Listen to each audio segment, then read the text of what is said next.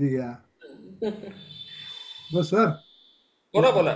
Madam जेव्हा बोलायला लागतील ना, तर हो तुम्ही जिथे बसले तिथे मॅडमला बसू द्या. हो. हो हो, हा, ते होईल. आता त्या अशा तसं अशा अशा मागे मागे गेलेल्या आहेत त्या अशा. मग असू दे ना, काही नाही हरकत नाही, नाही. हा. तो काही नाही प्रश्न नाही नाही, नाहीये, तो ते हे होईल व्यवस्थित. फील येत नाही मॅडम त्याशिवाय.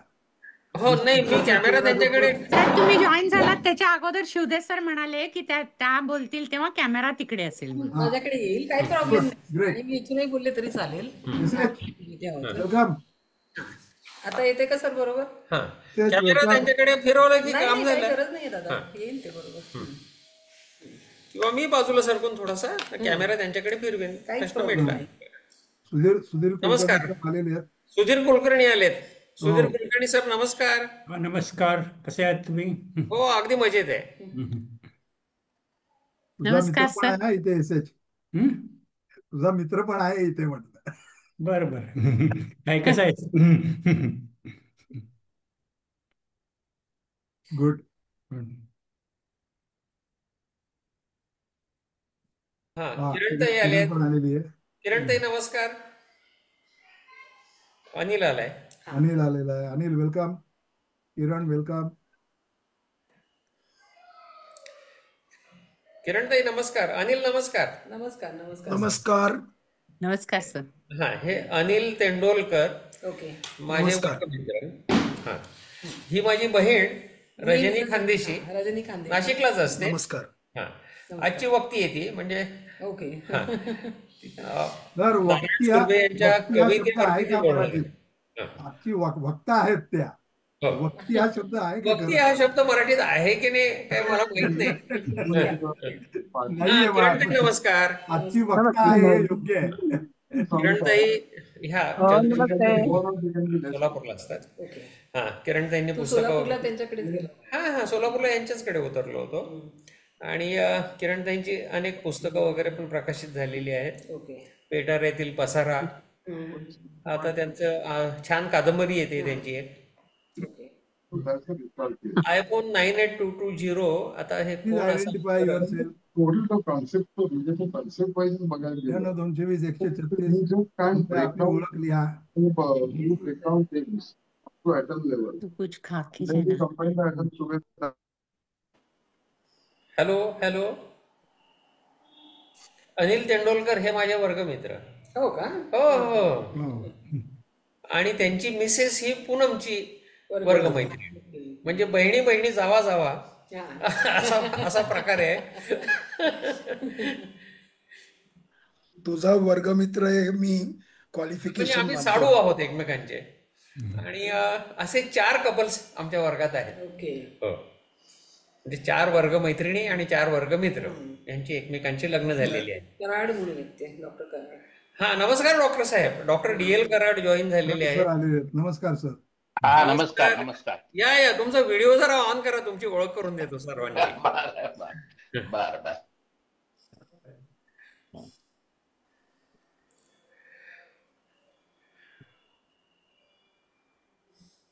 डॉक्टर DL कराड हे नाशिकच्या कामगार चळवळीचे फार मोठे कार्यकर्ते आहेत, म्हणजे पायोनियर आहेत. अध्वर्यू. अध्वर्यू म्हणता येईल त्यांना. आणि त्यांचे श्वशूर दत्तोपंत जायभावे हे नाशिकचे प्रख्यात वकील होते आणि साम्यवादी विचारांचे खूप मोठे कार्यकर्ते होते. माझ्या वडिलांचे अतिशय जिवलग स्नेही. तर डॉक्टर DL कराड हे ॲडव्होकेट दत्तोपंत जायभावेंचे जावई. डॉक्टर साहेब स्वतः MBBS आहेत. त्यांच्या पत्नी ह्या सुद्धा डॉक्टर आहेत आणि दोघं सातपूरला कामगार वस्तीमध्येच आपलं हॉस्पिटल चालवतात. कामगार नाशिकच्या एकंदर सांस्कृतिक विश्वाचा एक फार मोठा महत्त्वाचा भाग आहे. आमच्याकडे 2 इंडस्ट्रियल एरिया आहेत. नमस्कार डॉक्टर साहेब.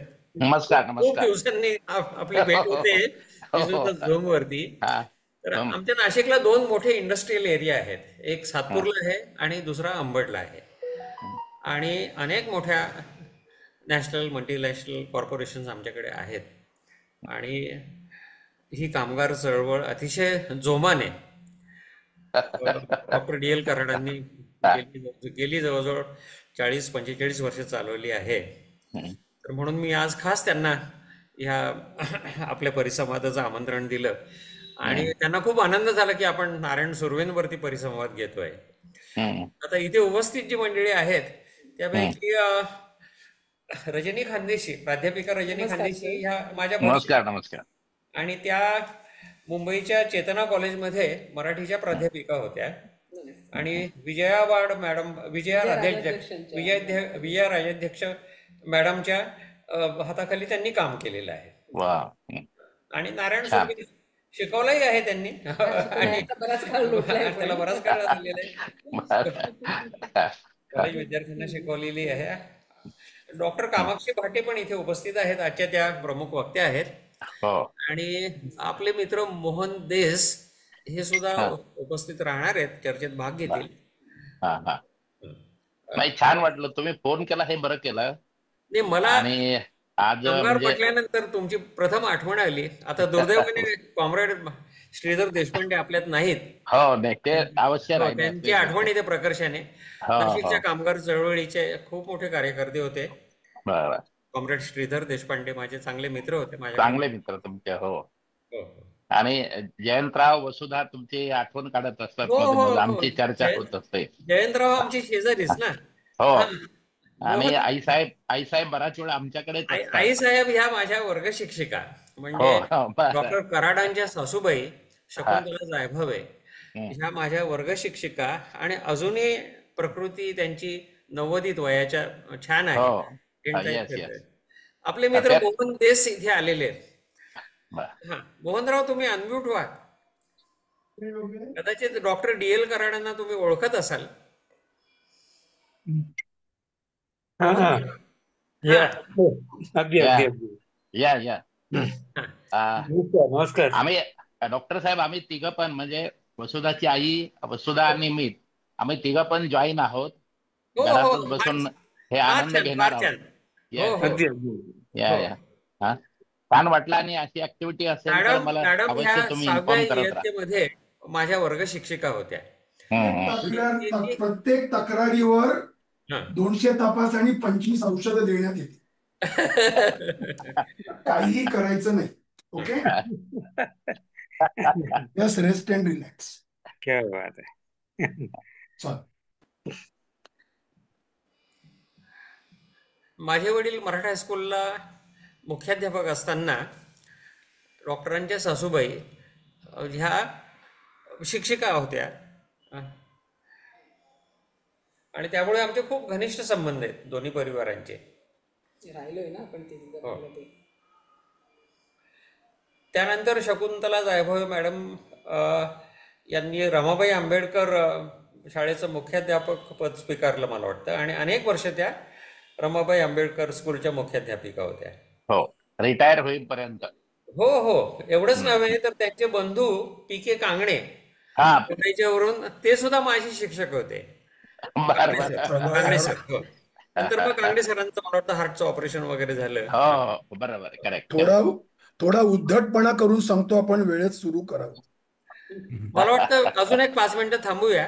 नाही, 7 म्हणजे 7. It should be 7 is 7. आपण 7:10 आपण नेहमी उशिरा येणाऱ्यांना मान देतो आणि जे वेळेत येतात त्यांचा अपमान करतो. बरोबर आहे तुमचं म्हणणं. एक रिस्पेक्टेबल ऑडियन्स ही गरज आहे वक्त्यांच्या समोर सादर करणं. आता श्रीकांत पाटणकरी आलेले आहेत. नमस्कार श्रीकांत भाऊ, नमस्कार. 1-2 मिनिटात आपण सुरू करतोय.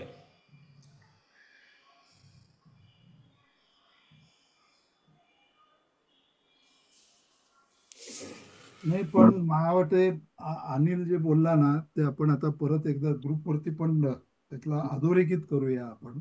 हो हो, ठीक आहे. की वेळेचं बंधन न पाळणं ही भारतीयांची परंपरा आहे, ती आपण तरी तोडली पाहिजे. बरोबर आहे तुमचं म्हणणं.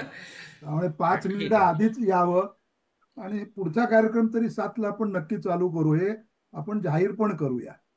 मग भले समोर 2 वक्ते 2 श्रोते आहेत की 1 श्रोता आहे, कारण बऱ्यापैकी आपण बरेच जण शिक्षकी पेशामध्ये होतो, त्यावेळेस समोर वर्ग भरलाय म्हणून आपण शिकवायला कधीच सुरुवात केली नाही.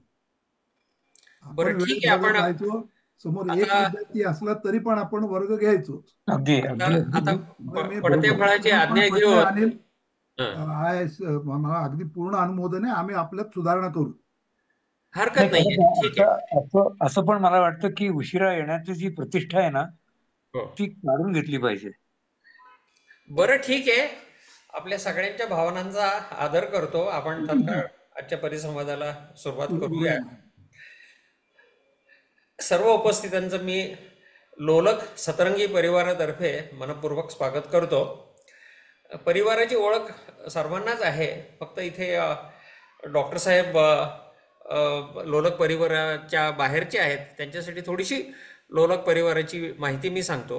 लोलक सतरंगी हा एक साहित्यिक ग्रुप आहे. सध्या तो व्हॉट्सअपवरतीच आहे, परंतु व्हॉट्सअप बाह्य देखील बऱ्याचशा ॲक्टिव्हिटीज आहेत. आमची स्नेहसंमेलनं होतात आणि खूप सुंदर अशी स्नेहसंमेलनं विविध ठिकाणी आयोजित झालेली आतापर्यंत, नाशिकला, सोलापूरला, बदलापूरला, मुंबईला, ठाण्याला.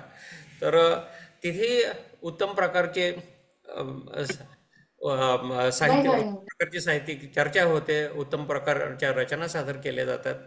आणि उर्दू क्लासेस हा एक, उर्दू अकॅडमी हा एक प्रोजेक्ट आम्ही वर्षभर चालवला होता. आणि मॅडम कामाक्षी भाटे आणि मी स्वतः एक वर्षभर व्याख्यानं घेतली होती मराठी भाषिकांसाठी. आणि बेसिक उर्दू वर्तमानपत्र वाचण्या इतपत आमच्या विद्यार्थ्यांची प्रगती झाली. हा प्रोजेक्ट आम्ही 52 आठवडे दर आठवड्याला चालवला. आणि अतिशय उच्च दर्जाचं साहित्य रोज ह्या लोलकच्या व्यासपीठावरून प्रकाशित होत असतं. आणि साहित्य विश्वात ज्यांना रुची आहे त्यांच्यासाठी खरोखर ही एक फार मोठी मेजवानी आहे. आम्ही फक्त 2च नियम पाळतो. एक म्हणजे कुठलाही राजकीय, धार्मिक किंवा कोणाच्या भावनांना दुखावलं जाईल असा प्रक्षोभक मजकूर प्रसिद्ध करू नयेत आणि फॉरवर्डेड मजकूर पाठवू नये. जे पाठवाल ते स्वरचित असावं. मग ते लेखन असो किंवा चित्रकला असो, गायन असो किंवा फोटो असो, सर्व प्रकारच्या कलांना उत्तेजन देणारा असा हा परिवार आहे. आणि अतिशय छान काम चाललेलं आहे. 200च्या वरती आमचे सदस्य आहेत.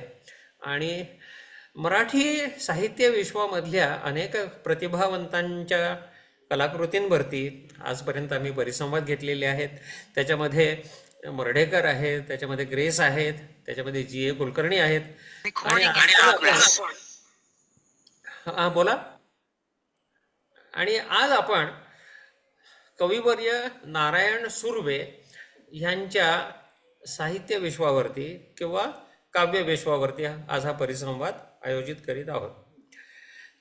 नारायण सुर्वे यांच्या कवितांचं महत्त्व काय आहे हे साहित्यप्रेमींना वेगळं सांगायची काही गरज नाही आहे. मराठी साहित्यातील तिसरे वळण असा त्यांचा उल्लेख दिगंबर पाध्येंनी त्यांच्या पुस्तकाच्या प्रस्तावनेत केलेला आहे. पॉप्युलर प्रकाशनातर्फे समग्र सुर्वे हे त्यांच्या सगळ्या कवितांचं संकलन असलेलं पुस्तक प्रकाशित झालेलं आहे. आणि त्यांना त्या पुस्तकाला दिगंबर पाध्येंची अतिशय अभ्यासपूर्ण अशी प्रस्तावना मिळालेली आहे. आणि त्याच्यामध्ये त्यांचा उल्लेख क्रांतिकारक कवी म्हणून तर ते आहेतच, पण केशवसूत आणि मर्ढेकर ह्यांच्याबरोबर नारायण सुर्वेंची तुलना केलेली आहे. केशवसूतांनी मराठी साहित्याला एक वेगळं वळण लावलं.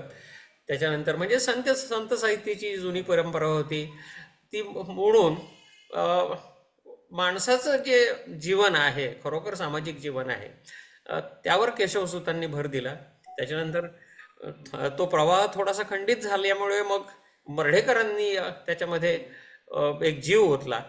मर्ढेकरांच्या नंतर एक 20 वर्षाचा कालखंड गेला आणि त्याच्यानंतर मग नारायण सुर्वे यांनी एक अतिशय नवीन प्रकारची कविता जी पूर्वी कधीच मराठी वाचकांना वाचायला मिळाली नव्हती आणि जे विश्व त्यांच्यासाठी एक अनोखं विश्व होतं, त्याला कारण अर्थातच नारायण सुर्वेंची जी सामाजिक परिस्थिती होती ती पण त्याला कारणीभूत आहे. त्याविषयी आता आपल्या मान्यवर वक्त्या डॉक्टर कामाक्षी भाटे आपल्याला सांगणारच आहेत. तर आपले दोन्ही मान्यवर वक्त्यांचा मी थोडासा अतिशय अल्प परिचय करून देतो. डॉक्टर कामाक्षी भाटे ह्या एम हॉस्पिटल आणि गोसुंवय रुग्णालय, म्हणजे ज्याला आपण GS मेडिकल कॉलेज म्हणतो, त्या कॉलेजमध्ये प्रिव्हेंटिव्ह आणि सोशल मेडिसिनच्या प्राध्यापिका म्हणून सेवानिवृत्त झालेल्या आहेत. केवळ एवढीच त्यांची ओळख नाही आहे. मॅडमनी अवयवदानाच्या क्षेत्रामध्ये खूप भरीव काम केलेलं आहे. इतरही अनेक कामं त्यांची सुरूच आहेत, त्याच्यामध्ये त्या अतिशय व्यस्त आहेत. तरी आमच्या विनंतीला मान देऊन आज आपल्या परिसंवादात त्या हजर झालेल्या आहेत. मॅडम ह्या बहुश्रुत आहेतच, बहुभाषिक पण आहेत. त्यांचा जन्म कर्नाटकामध्ये अथणी या गावी झाला. अथणी आणि मूळची मातृभाषा कच्छी, त्याच्यानंतर अथणीमध्ये जन्म झाल्यामुळे कन्नड, मराठी, हिंदी, इंग्रजी ह्या भाषा तर आहेतच, परंतु उर्दूचं त्यांनी अतिशय परिश्रम घेऊन अध्ययन केलेलं आहे आणि अध्यापन देखील केलेलं आहे. एक वर्षभर त्यांनी, आम्ही लोलकच्या तर्फे जो प्रोजेक्ट चालवला होता, त्या प्रोजेक्टमध्ये मॅडम स्वतः आणि मी दोघांनी उर्दूचे दर आठवड्याला एक याप्रमाणे क्लासेस घेतलेले आहेत आणि अजूनही त्या पूर्णपणे कार्यरत आहेत. तर त्यांना मी आता विनंती करतो आणि त्यानंतर मग रजनीताईंचाही थोडासा अल्पपरिचय करून देतो आणि मग दोघांची भाषणं होतील. प्राध्यापक सौ रजनीताई ह्या नाशिकच्या माझ्या भगिनी आहेत. नाशिकलाच त्यांचं शिक्षण झालं. MA MPhilपर्यंत नाशिकच्या सुप्रसिद्ध HPT महाविद्यालयात. त्यानंतर विवाहानंतर त्या मुंबईला गेल्या आणि तेथील चेतना कॉलेजमध्ये काही काळ एल्फिस्टन कॉलेजमध्ये पण त्या कार्यरत होत्या. त्याच्यानंतर मग मधुकरराव चौधरी यांनी सुरू केलेल्या वांद्रा येथील चेतना कॉलेजमध्ये त्या मराठी विभागामध्ये प्राध्यापिका म्हणून रुजू झाल्या. अध्यापन तर केलंच त्यांनी, पण त्यांचे अनेक छंद आहेत. त्या NCC मध्ये कार्यरत होत्या आणि एक नेतृत्व गुण अंगात असल्यामुळे जवळजवळ त्या कॉलेजमधल्या मुलांना संघटित करणं, त्यांचे विविध प्रकल्प हाताळणं, त्यांना सहलीला घेऊन जाणं, अशी कामगिरी त्यांनी सेवानिवृत्त होईपर्यंत त्या करीत होत्या. आणि बहिणाबाई हा त्यांच्या खास आवडीचा विषय आहे. पण नारायण सुर्वेंचंही अध्यापन त्यांनी केलेलं आहे, म्हणून आज त्या नारायण सुर्वेंच्या कवितांचं रसग्रहण करणार आहेत. मॅडम भाटे ह्या नारायण सुर्वे एक व्यक्ती किंवा एक माणूस म्हणून आपल्याला त्यांची ओळख करून देतील आणि रजनीताई नारायण सुर्वे यांच्या कवितांविषयी बोलतील. तर आता मी भाटे मॅडमना विनंती करतो की कृपया आपण व्याख्यानाला सुरुवात करावी. थँक्यू. हा, मी तुमचे आभारी आहे, लोलकचे आभारी आहे. Chandu sir, Surve sir, Shivde sir यांची मी आभारी आहे आणि मोहनची पण आभारी आहे की त्यांनी मला ही संधी दिली की मी याच्यावर थोडासा अभ्यास करून बोलायचं, कारण मला खूप माहिती होतं अशातला भाग नाहीये, पण मी बराच केला अभ्यास, तर त्यातलं मी जे जमेल ते मी सांगीन. नारायण सुर्वे हे असे कवी आहेत जे कामगारांच्या, दलितांच्या हृदयाला स्पर्श करतातच, पण त्याचबरोबर युनिव्हर्सिटीच्या विद्यार्थ्यांच्या मनाची तार देखील ते हळूवार छेडतात. अगदी मध्यम वर्गाच्या मनालाही ते थेट भिडतात. मराठी साहित्य क्षेत्राला रस्त्यावर, फुटपाथवर राहिलेल्या कवीबद्दल काही कळायच्या आतच कष्टकरी वर्गात, सामाजिक चळवळीत, महिलांच्या संघटनामध्ये त्यांच्या कविता चळवळीची गाणी म्हणून गाजत होत्या. 1980ला साधारण मी मेडिकलला फायनलला असताना एका अंधश्रद्धा निर्मूलन ग्रुपमध्ये काम करत होते. त्यांची कविता डोंगरी शेत माझं मी बेनू किती, हे मी ऐकलं. खरं म्हणजे पहिल्यांदा ते ऐकलं. त्याच्या आधीच त्या सुर्वेंचे जाहीरनामा हा संग्रह सुद्धा बाहेर आलेला होता. तर हे जे गाणं आहे ते प्रत्येक महिलेला वाटतं हे माझंच आहे. ते शेत असू दे किंवा नसू दे, घरचं काम सुद्धा असंच असतं शेतासारखं. तर ते असं गाणं मला खूप भिडायचं आणि ते गाणं शाहीर अमर शेखांच्या आवाजात ऐकलं ना, तर खरं म्हणजे अंगावर काटा येतो खूप. म्हणजे बाईला कसं वाटतं ते अमर शेखांच्या आवाजातनं कळतं. सुर्वे कोण माहीत होण्या अगोदरच मला हे गाणं माहिती होतं. खरं तर तोपर्यंत सुर्वेंचा जाहीरनामा संग्रह पण बाहेर आलेला होता. सुर्वेंच्या कितीतरी कवितांचे लोकगीतात परिवर्तन झाले. जणू त्या कविता क्रांतिकारी विचारसरणी असणाऱ्या सर्व लोकांच्या स्वतःच्या झाल्या आहेत. पद्मश्री नारायण सुर्वे हे कामगार कार्यकर्ते, सामाजिक कार्यकर्ते, क्रांतिकारी कवी होते असं एका दमात सांगितलं तरीच काहीच वावगं होणार नाही. सुर्व्यांचा जन्म 15 ऑक्टोबर 1926चा. त्यांचं निधन झालं ते 16 ऑगस्ट, म्हणजे कालच त्यांचा 15वी पुण्यतिथी होती, 2010 रोजी. म्हणजे त्यांना 84 वर्षाचं आयुष्य मिळालं. त्यांनी 30व्या वर्षी पहिली कविता लिहिली, म्हणजे आणि ते पण ते डोंगरी शेत माझं ही कविता. शेवटची 15 वर्ष त्यांनी खरं म्हणजे कविता लिहिल्या नाहीत, ते आजारी असायचे. त्यांच्या जन्माबद्दल अर्थातच सगळ्यांना सगळं माहिती असलं तरी मी थोडक्यात सांगण्याचा प्रयत्न करते की एक दिवस गिरणी कामगार गंगाराम सुर्वेंना कामाला जात असताना करी रोड जवळ एक नवजात बाळ मिळाले. जात धर्म माहीत नसलेलं बाळ. स्वतःची अत्यंत प्रतिकूल परिस्थिती असतानाही त्या बाळाला गंगारामने उचललं आणि आपल्या पोटच्या मुलीबरोबर वाढवण्यासाठी काशीबाई सुर्वे या आपल्या पत्नीच्या ते सुपूर्द केलं. गंगाराम सुर्वे आणि काशीबाई सुर्वे दोघेही गिरणी कामगार.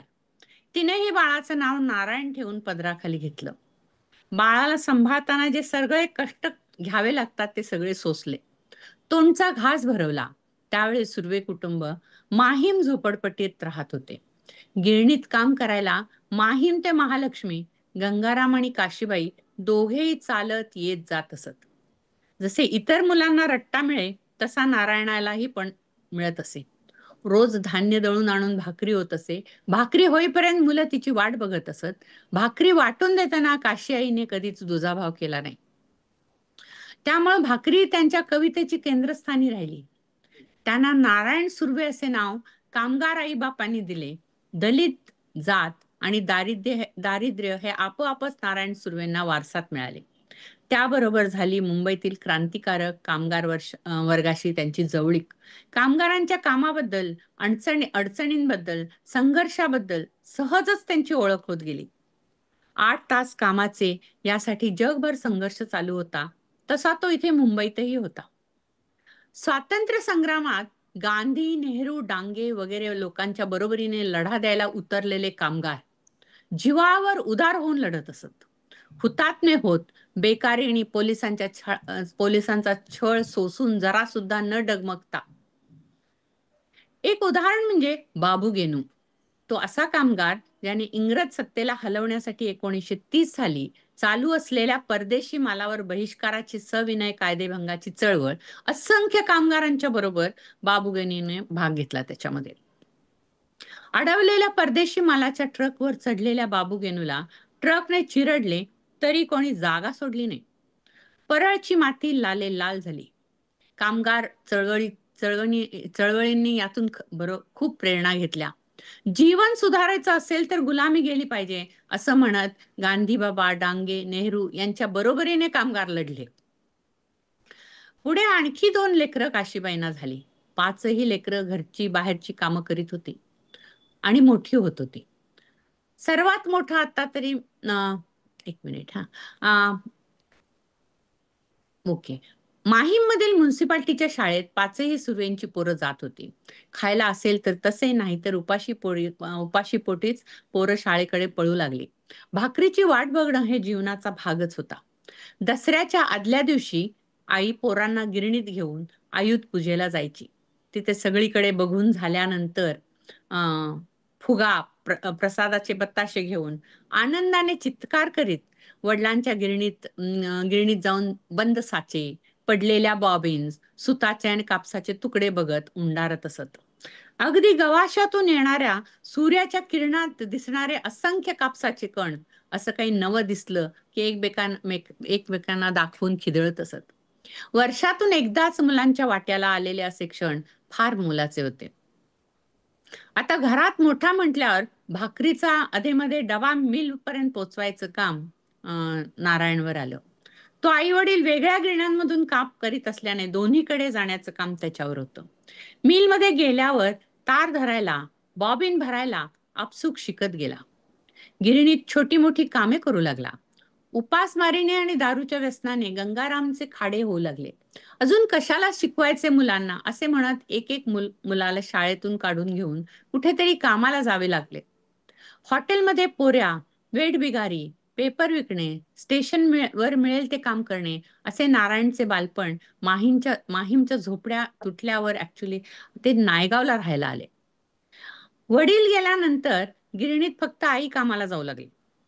त्याबद्दल नंतर आपल्या आई या कवितेत नारायण सुर्वे काय म्हणतात की तारे विझू लागल्या आणि रात्र संपली की लगेच आई मोठाल्या गिरणीच्या दिशेने जायची.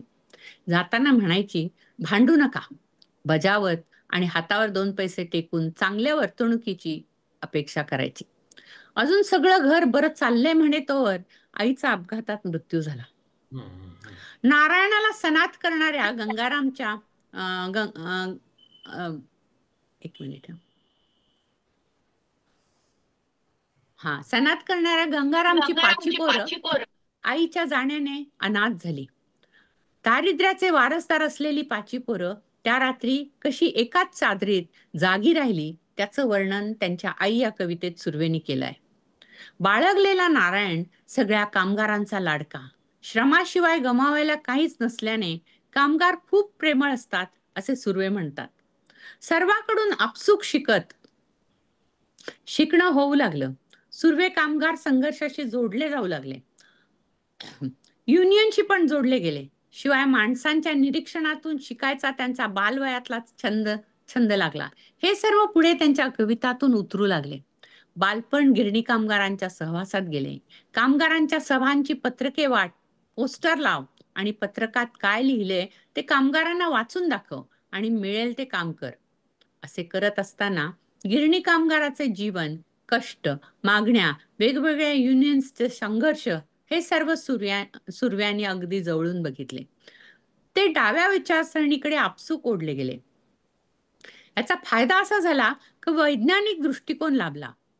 पोस्टर ढकवणे, संपाच्या वेळी पिकेटिंग करणे, सांगायला जात धर्म नसल्याने माणूस ही एकच जात वाटू लागणे, असे वेगवेगळ्या प्रकारचे शिक्षण त्याचे चालू झाले. माझे विद्यापीठ या कविता संग्रहात त्यांचे हे सर्व अनुभव कवितांमधून दिसतात. म्हणजे आतापर्यंत जे सांगितले ते सर्व अनुभव त्यांनी कवितेमध्ये उतरवलेत. सुर्व्यांच्या कवितेतील ही वाक्य आहेत, जात धर्माच्या बाहेर माणूस म्हणून पाहायला पाहिजे. या सगळ्या सामाजिक पर्यावरणात सुर्वे वाढत आहेत, त्यांची जडणघडण होत आहे. त्यात कामगार संघटना आहेत, वेगवेगळ्या युनियन्स आहेत, लाल बावटा कम्युनिस्ट विचारसरणीची संघटना आहे, डांगे वगैरे ही मंडळी होती. साहजिकच नारायण सुर्वे यांच्यावर मार्क्सवादी विचारधारेचा परिणाम झालेला आहे. मार्क्सवादी जाणीवा त्यांच्या कवितेतून व्यक्त झालेल्या आहेत. मराठी साहित्यात आणि कविता अभंगातून गोरगरिबाची स्थिती सांगण्याची परंपरा खरं म्हणजे महाराष्ट्रात फारच जुनी आहे. जसे संत तुकाराम, एकनाथ, कबीर आणि अनेक जण, पण त्यामध्ये आपल्या हक्कासाठी लढा म्हटलेलं नाहीये. फक्त त्यांना आपलं म्हणा, त्यांची सेवा करा, नाही तर त्यांना देव जाणा. परंतु खरं तर मराठी साहित्यात दलित कवितांचा पायंडा सुर्वेने घातला असं म्हणता येईल. इथे दलित म्हणजे गरीब, कष्टकरी, वेश्या व्यवसाय करणाऱ्या जनसामान्य आणि महिला. सुर्वे दलित शोषितांचा आवाज बनले, कारण त्यांच्या कविता प्रत्येकाला आपलीच कहाणी वाटे. नारायण सुर्वेने आपल्या मार्क्सवादी असल्याचे कधीच लपवले नाही. कदाचित त्यामुळेच त्यांची कविता इतकी उंचीच झाली आणि म्हणूनच सर्वांना आपलीशी वाटली. पु ल देशपांडे काय म्हणतात ते बघा, की खरे केशवसूत तिकडे परळमध्ये राहतात. सुर्वेंच्या कविता आणि त्यांचे स्वर, आवाज माणुसकीने जगण्यासाठी चाललेल्या लढाईत कष्टकऱ्यांचा खराखुरा आवाज झाले. टाकून दिलेला असं स्वतःला न म्हणविता सुर्वे स्वतःला बाळगलेला असे म्हणून घेत असत. त्यांना जन्मताच टाकून दिलेला आईचा राग द्वेष त्यांनी कधीच केला नाही. ते एकीकडे म्हणतात, नाळ तोडून झाल्यावर आपल्यापासून लगेच दूर करताना त्या आईच्या मनाला किती वेदना झाल्या असतील. सामाजिक परिस्थितीने त्या माऊलीला असं करायला किती असह्य केलं असेल. दुःखाने पडलेला मुख हंबरडा तिने आतल्या आत कसा गिळला असेल. त्या माऊलीने किती रात्री बाळाच्या आठवणीने रडून काढल्या असतील याची मोजदार नसेल. शिवाय आजही कितीतरी महिला दवाखान्यात, शेतामळ्यात, रस्त्यावर आपलं पोटचं लेकरू टाकायला मजबूर असतील. असे हळहळून सांगतात. तिसरी चौथी पास सुर्वे नायगावाच्या शाळेत चतुर्थ श्रेणी कामगार म्हणून लागले. कुणाची मनी ऑर्डर लिहून दे, शाळेत नाव घालायला आलेल्या ल्यांना मदत कर, समाजात चाललेल्या चळवळींबद्दल माहिती दे, असे ते करीत असत. त्यांच्या बरोबर खान म्हणून एक सहकारी होता. त्यांच्याकडून सुर्वे उर्दू शिकले. खेतवाडी परिसरात प्रगत साहित्य सभा होत असे. या मुस्लिम बहुल परिसर होता. कैफी आझमी वगैरे लोक त्यात असत. उर्दूतील मोठे शायर तिथे येत असत. डाव्या विचारांचे कवी आणि लेखकांचा एक गट होता. खेतवाडी परिसराच्या बाजूला सगळी कामगार वस्ती होती. कामाठीपुरा वगैरे मध्ये वेश्यावस्ती पण वेश्यावस्ती पण होती. तिथे पण निरीक्षणाच्या छंदाने या सर्वाचे संस्कार सुर्व्यांवर झाले. सुर्व्यांवर तसा पाश्चिमात्य कवींचा कुठलाही प्रभाव नाही, हिंदी कवींचा पण नाही. सुर्व्याने स्वतःची वाटच शोधली. अतिशय निष्ठेने, बांधिलकीने ते कविता करीत राहिले. त्यांच्या चळवळीतच त्यांच्या चाळीतच 10 खोल्या सोडून एक 14-15 वर्षाची अनाथ कृष्णाबाई तळेकर होत्या. आपल्या काकांच्या घरी राहायची ती. घरात अडचण वाटणारी कृष्णाबाई दिवसभर राबत राहायची. तिची आजी तिला थोडं प्रेम द्यायची. आजीचे डब्याचे काम असे, त्यामुळे तिला या मुलीकडून कामाची अपेक्षा असे. दिवसभर कामाला जुंपलेली कृष्णाबाई. 23-24 वर्षाचे सुर्वे चाळीत लोकांना युनियनची पत्रिके वाचून दाखवत, चर्चा करीत, अभ्यास वर्ग म्हणजे स्टडी सर्कल चालवत, पत्रे लिहून देत, पोस्टर्स बनवत, चिटकवत असे करताना दिसत सुर्वेंना ही अनाथ मुलगी आवडू लागली. एकदा तिचे काका ओरडत घरी येऊन म्हणाले, तो नारायणीकडे फिरकला तर पायच तुडीन त्याचे. कृष्णेला घरात राहणे कठीण झाले. म्हणून कृष्णाबाईंनी घर सोडायचं ठरवलं. हातात एक पिशवी, शिधापत्र आणि आजीने दिलेले 5 पैसे अशी निघाली परत कधीच न येण्यासाठी. एका मैत्रिणीने विचारले, समजा तो आलाच नाही तर काय करणार? ते माहित नाही, पण इथे परत येणार नाही असं बोलून दाखवलं. ठरलेल्या जागी कृष्णाबाई थांबून राहिली. 1 तास 2 तास झाले. नारायण नव्हता आला. तोपर्यंत दिसला कोर्टात नाव लिहायला गेलेला. कोर्टात लग्न लागलं. पण आता जायचं कुठं? राहायला जागा नाही, हातात पैसा नाही. काय करायचे असते माहित नव्हते. शंकर जाधव म्हणून पार्टीतील मित्राच्या घरी राहिले. पहिली मुलगी झाली आणि ती लगेच वारली. शाळेजवळच एका महिलेने खोली भाड्याने दिली. दुसऱ्या वेळी सुर्वे टायफॉइडने आजारी होते आणि वाड्यात कृष्णाबाईंना बाई ऍडमिट होत्या. त्यांना रडू येऊ लागले की सुर्व्यांना काय झाले तर, आणि सुर्व्यांचा ताप जातच नव्हता. ते तिकडे जातच नव्हता. त्या बाळंत होऊन मुलगा झाला. त्याला काचेत ठेवले होते. सुर्वेंना पण कळत नव्हते कृष्णा कुठे आहे, आणि ती पण सतत रडत होती. कारण लेकरू काचेत होते, सोडून कशी जाणार. शेवटी भेटले आणि परिस्थिती कळली तेव्हा ते म्हणाले, अंधार झाला होता पण रवी परतला. मुलाचे नाव त्यांनी रवींद्र असे ठेवले. पुढे थोडं बहुत शिक्षण घेऊन झाल्यावर त्यांनी नायगावातील त्याच शाळेत शिक्षक म्हणून नोकरी पत्करली. ते आता सर्वांचे सुर्वे मास्तर झाले. ते शिपाई असताना किंवा मास्तर झाल्यावर सामान्यांच्या बरोबर सतत संपर्कात राहिले. त्यांच्या शाळेत येणारी मुले पण कामगार वर्गातूनच असत. म्हणून आई वडिलांचे प्रश्न ते त्यांचे पण प्रश्नच होते.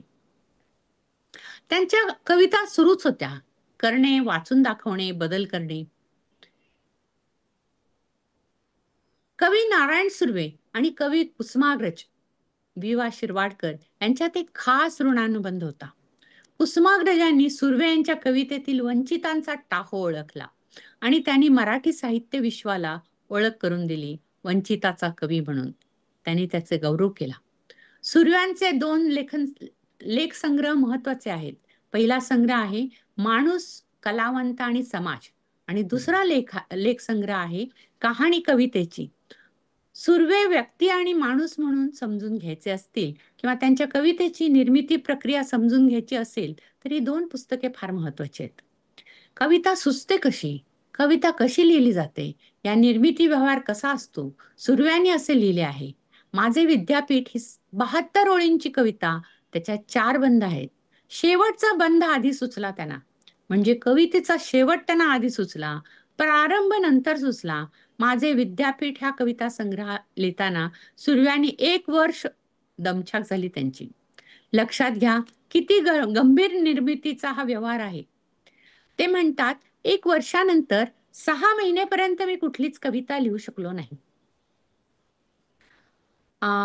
मौज प्रकाशनचे संस्थेचे श्री पु भागवतांनी त्यांच्या कविता वाचल्यावर सुर्व्यांना विचारलं, त्या कवितेत जी अंतर्गत लय आहे ना, ती तुम्ही कशी धरली हो, आणि त्यांचा कोलाहल तो तुम्ही कसा पकडला? सुर्व्यांचं उत्तर होतं, मला डोंबलाचं कळत नाही. तुम्ही जे म्हणताय ते मला कळत नाही, पण मी ते लिहिलं खरं. तर ती कविता लिहिली तेव्हा ते झोपडपट्टीत राहायचे. त्या चाळीचं नाव होतं बोगदा चाळ. त्यात अंधार आतनं असायचा म्हणून त्याला बोगदा चाळ म्हणायचे. त्यांच्या बाजूच्या एका चाळीत केशव मेश्राम राहायचे. केशव मेश्राम हे देखील अकोल्याचे दलित कवी होते. त्यांचे बालपण कामगार म्हणूनच गेले. पुढे ते ग्रॅज्युएट झाले आणि MD कॉलेजमध्ये प्राध्यापक झाले. तुमच्या सगळ्यांच्या लक्षात येत असेल की हे सगळं कुठं घडतंय? नायगाव, परळ, लालबाग याच परिसरात, म्हणजे जिथं KM पण आहे. त्यांचे बरेच वेळा ते KM ला पण गेलेले आहेत. मेश्राम आणि सुर्वे एकदा संध्याकाळी उशिरा 9-10 वाजता त्या झोपडपट्टीच्या परिसरात वाहते गटार आणि नगरपालिकेचे दिवे अशा वातावरणात एका कट्ट्यावर बसलेले. त्या ठिकाणी नारायण सुर्व्यांनी केशव मेश्राम यांना माझे विद्यापीठ आणि सत्य या 2 कविता वाचून दाखवल्या. मेश्रामांनी या कविता ऐकल्यावर सांगितले, फारच सुंदर कविता आहेत. सुर्वे म्हणाले, आता छापणार कोण? या कविता छापायला मासिकाची किमान 2-3 पानं जातील. मेश्राम म्हणाले, या दोन्ही कविता तुम्ही मला द्या. आमच्या परळच्या महर्षी दयानंद म्हणजे MD कॉलेज व्हिजिटिंग प्रोफेसर म्हणून राम पटवर्धन शिकवायला येतात. ते सत्यकथेचे संपादक आहेत. त्यांना मी या कविता देतो. सर तुम्ही मला सांगाल माझ्याकडे किती वेळ आहे? मेश्रामांनी राम पटवर्धनांना त्या कविता दिल्या. 3-4 दिवसांनी सुर्व्यांना निरोप आला, सत्यकथेच्या ऑफिसमध्ये भेटायला या. ते गेले भेटायला. सुर्वे हे अतिशय संकोची व्यक्ती होते, सच्छील आणि सज्जन. आपला आब राखून वावरणं, समोरच्यांचा सन्मान करणं, कुठलीही टोकाची प्रतिक्रिया न देणं, संयमाने समोरच्याचं ऐकून घेणं, आवश्यक असेल तेव्हा नेमकेपणाने बोलणं, हे सुर्व्यांनी कमावलं होतं. सत्यकथेच्या कार्यालयात गेले तेव्हा राम पटवर्धन त्यांना म्हणाले, तुमच्या दोन्ही कविता आम्ही स्वीकारल्या आहेत. माझे विद्यापीठ ही कविता येणाऱ्या सत्यकथेच्या दिवाळी अंकात आणि सत्य ही कविता मौजच्या दिवाळी अंकात छापणार आहे. ते पुढे म्हणाले, तुम्हाला एक विचारतो, तुमच्या कविता मी वाचल्या आहेत. तुमचा कविता संग्रह निघालेला आहे. तुम्ही सत्यकथेपासून दूर कसे काय राहिलात?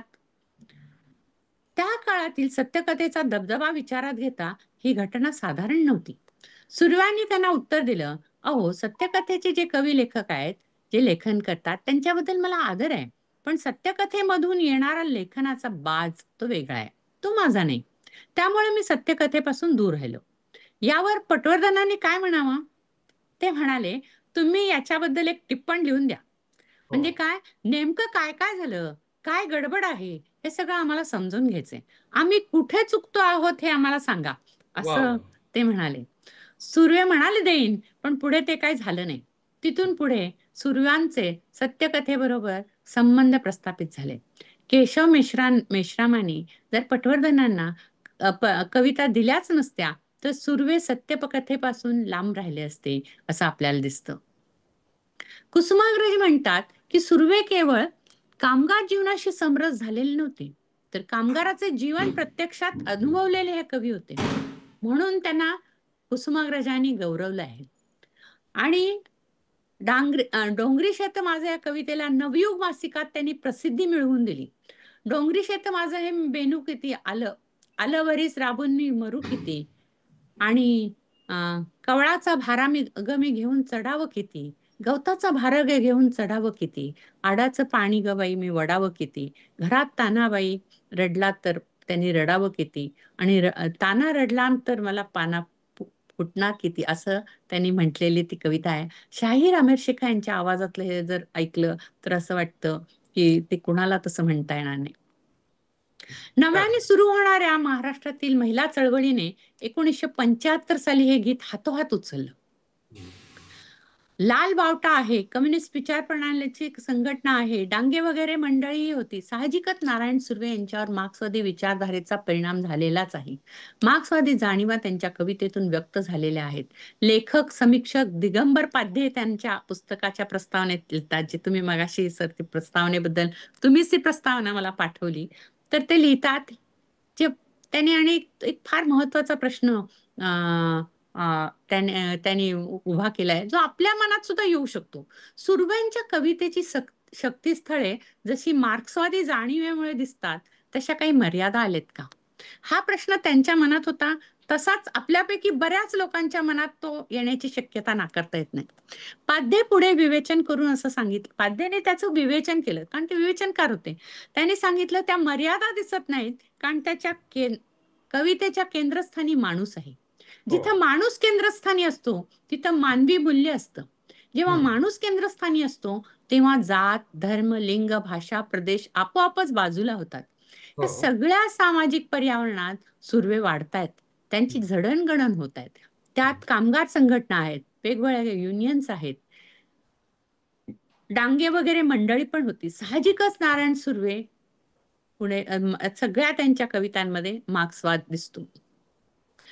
सुर्व्यांच्या कवितेची शक्तीस्थळे जशी मार्क्सवादी जाणीवेमुळे दिसतात, तशा काही मर्यादा पण आल्यात का, असं त्यांनी सांगितलं. त्यांनी सांगितलं नाही, त्यांच्यामध्ये तो एक रिपीट झाला मी बोलताना.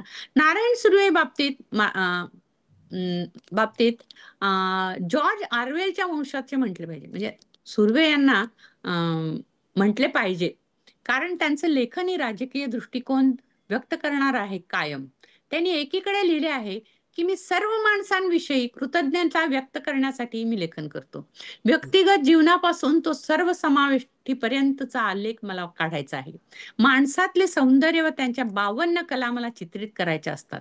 मी चित्रित केलेला माणूस पराभूत किंवा क्षणभर निराश जरी वाटला तरी तो पुन्हा नव्या संघर्षात उभा राहणार आहे.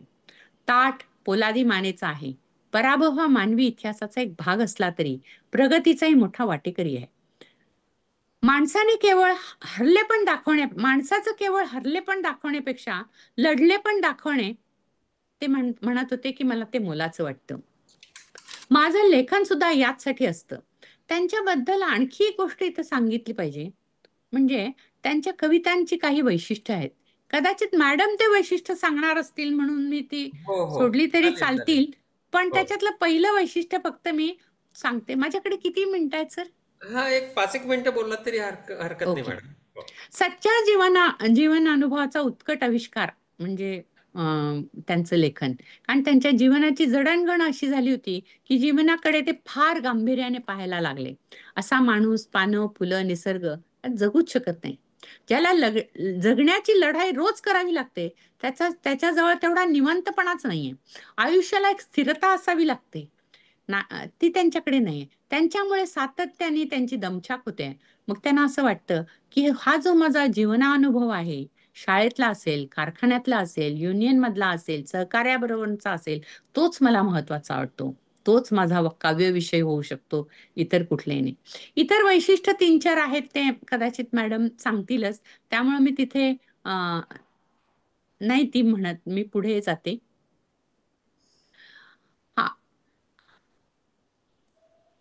तर त्यांची भाषा जी असते ती कायम लोकांची भाषा असे. म्हणजे त्यांची जी कविता आहे मनी ऑर्डर, ती त्यांनी मनी ऑर्डर अशी लिहिलेली आहे. आणि काही लोकांनी सांगितले कशी काय चूक केली तुम्ही, शीर्षक कसं काय चुकवलं, तर ते म्हणाले तेच खरं शीर्षक आहे, कारण ते मी ज्यांच्याकडून शिकलं तेच मी, जे माझं शीर्षक नाही आहे त्या व्यक्तीचं ते शीर्षक आहे. आणखीन एक मला सांगावं वाटतं की नेहरू गेले त्यावेळची गोष्ट, एक कविता आहे, क्या हुआ है सुन रे, आज लोबान मत जला, नेहरू गए. देह विक्रय करणाऱ्या महिला एकमेकांशी बोलतायत. ते म्हणतायत की आज नेहरू गेलेले आहेत, त्यांनी आपल्याबद्दल खूप करुणा दाखवली, तर आज लोबान धाडू नका. तर ह्या भाषेतून ती संवेदना त्यांच्यापर्यंत कशी पोचली असेल हे फक्त सुर्वेच जाणे. कारण त्यांना ऑब्झर्वेशनचं इतकं वेळ होतं की ते त्या आपल्या मनामध्ये कुठेतरी खोल खोल ठेवत असत. नेहरू गेलेल्या दिवशी ते म्हणतात की गेल्याची बातमी आली आणि संध्याकाळी मी बेचैन मनाने फिरत होतो. अत्यंत अस्वस्थ झालो. नेहरू बद्दल त्या पिढीच्या मनात आदरभाव होता. ते अंधभक्त नव्हते. म्हणजे आणखीन एक मला त्यांच्याबद्दल सांगायचं म्हणजे आणखीन एक माझ्याकडे वेळ कमी आहे म्हणून त्यांच्या कवितेवर नाट्यप्रयोग झाले. हो. मनी ऑर्डर, पोस्टर, आई, चार शब्द आणि कार्ल मार्क्स, माझे विद्यापीठ, थरकू नकोस इत्यादी कवितांवर प्रयोग झाले. विजय तेंडुलकरांनी एक प्रयोग पाहिला आणि ते म्हणाले, भारतातला हा पहिला प्रयोग आहे. कुणाच्या तरी कवितेवर नाट्यप्रयोग होतो आहे. हो. सुर्व्यांच्या कवितेत व्यक्तिचित्रे येतात. ती रूढार्थाने व्यक्ती परिचय म्हणून येत नाहीत, तर एकदम सुर्व्यांच्या पद्धतीने माणूस म्हणून येतात. सुर्वे त्यांच्याकडे तसंच बघतात. त्यांची एक कविता आहे जी मला चंदू सरांनी पाठवली. त्यांच्या मनामध्ये ते एक कविता ते म्हणतात, तेव्हा एक कर. ही कविता त्यांच्या बायकोला उद्देशून आहे. ते म्हणतात, जेव्हा मी अस्तित्व पोकळीत नसेन तेव्हा एक कर. तू निशंकपणे डोळे पुस. ठीकच आहे. 4 दिवस ऊर धपापेल, जीव गुदमरेल. उतू जाणारे धुंदके आवर, कड आवर. उगीच चीर वेदनेच्या नादी लागू नकोस. खुशाल खुशाल तुला आवडेल असे एक घर कर. मला स्मरून कर, हवे तर मला विस्मरून कर. वा वा वा वा. फारच आणखी सुंदर एक मॅडम. हा तर थोडा असेल वेळ तर 1 मिनिट मी हो, चालेल चालेल. समारोप करा आता. हो हो. तर त्यांच्या केवळ 145 कविता असल्यामुळे त्यांना जेव्हा म्हणजे त्यांना फार मोठे पुरस्कार मिळाले नाहीत, पण लोकांना असं वाटायचं की कसं काय एवढ्या कमी असताना त्यांना म्हणजे इतका साहित्य मान दिला संमेलनाचं जातोय. हा अध्यक्षपद हा बिनविरोध ते सुद्धा. हा तर ते 1 मिनिट.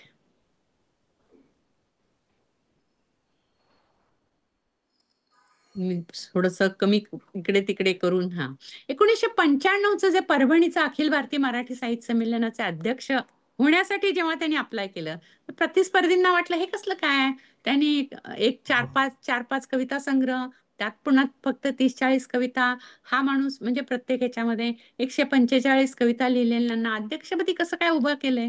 पण नारायण सुर्वे घसघशीत मतांनी निवडून आले. हो संग्रहाची गुणवत्ताच महत्वाची ठरली. हो तेव्हाही मी म्हणजे ज्यांनी श्रीपाद भालचंद्र जोशी यांनी हो त्यांच्याबद्दल एक पुरवणीत संपादक लिहिलेला आहे आणि त्यांनी सांगितलं की साठोत्तरी सूर्योदय असं त्या संपादकाचं नाव होतं. हो हो हो हो. ठीक आहे. म्हणजे मी फक्त एवढं सांगते, त्यांची एक आणखी हे पत्रात लिहा ही कविता त्यांची फार प्रसिद्ध झाली आणि कोणीतरी हिंदीत पण लिहिली. म्हणजे माझी एक मैत्रीण शहनाज शेख यांनी ती कविता हिंदीत लिहिली, म्हणजे ती उर्दूत लिहिली. ऐसा खतमे लिखो म्हणून. हो आणि ती खरं तर असं बघायला गेलं, कोणी बघितलं तर म्हणायचं रूपांतर आहे.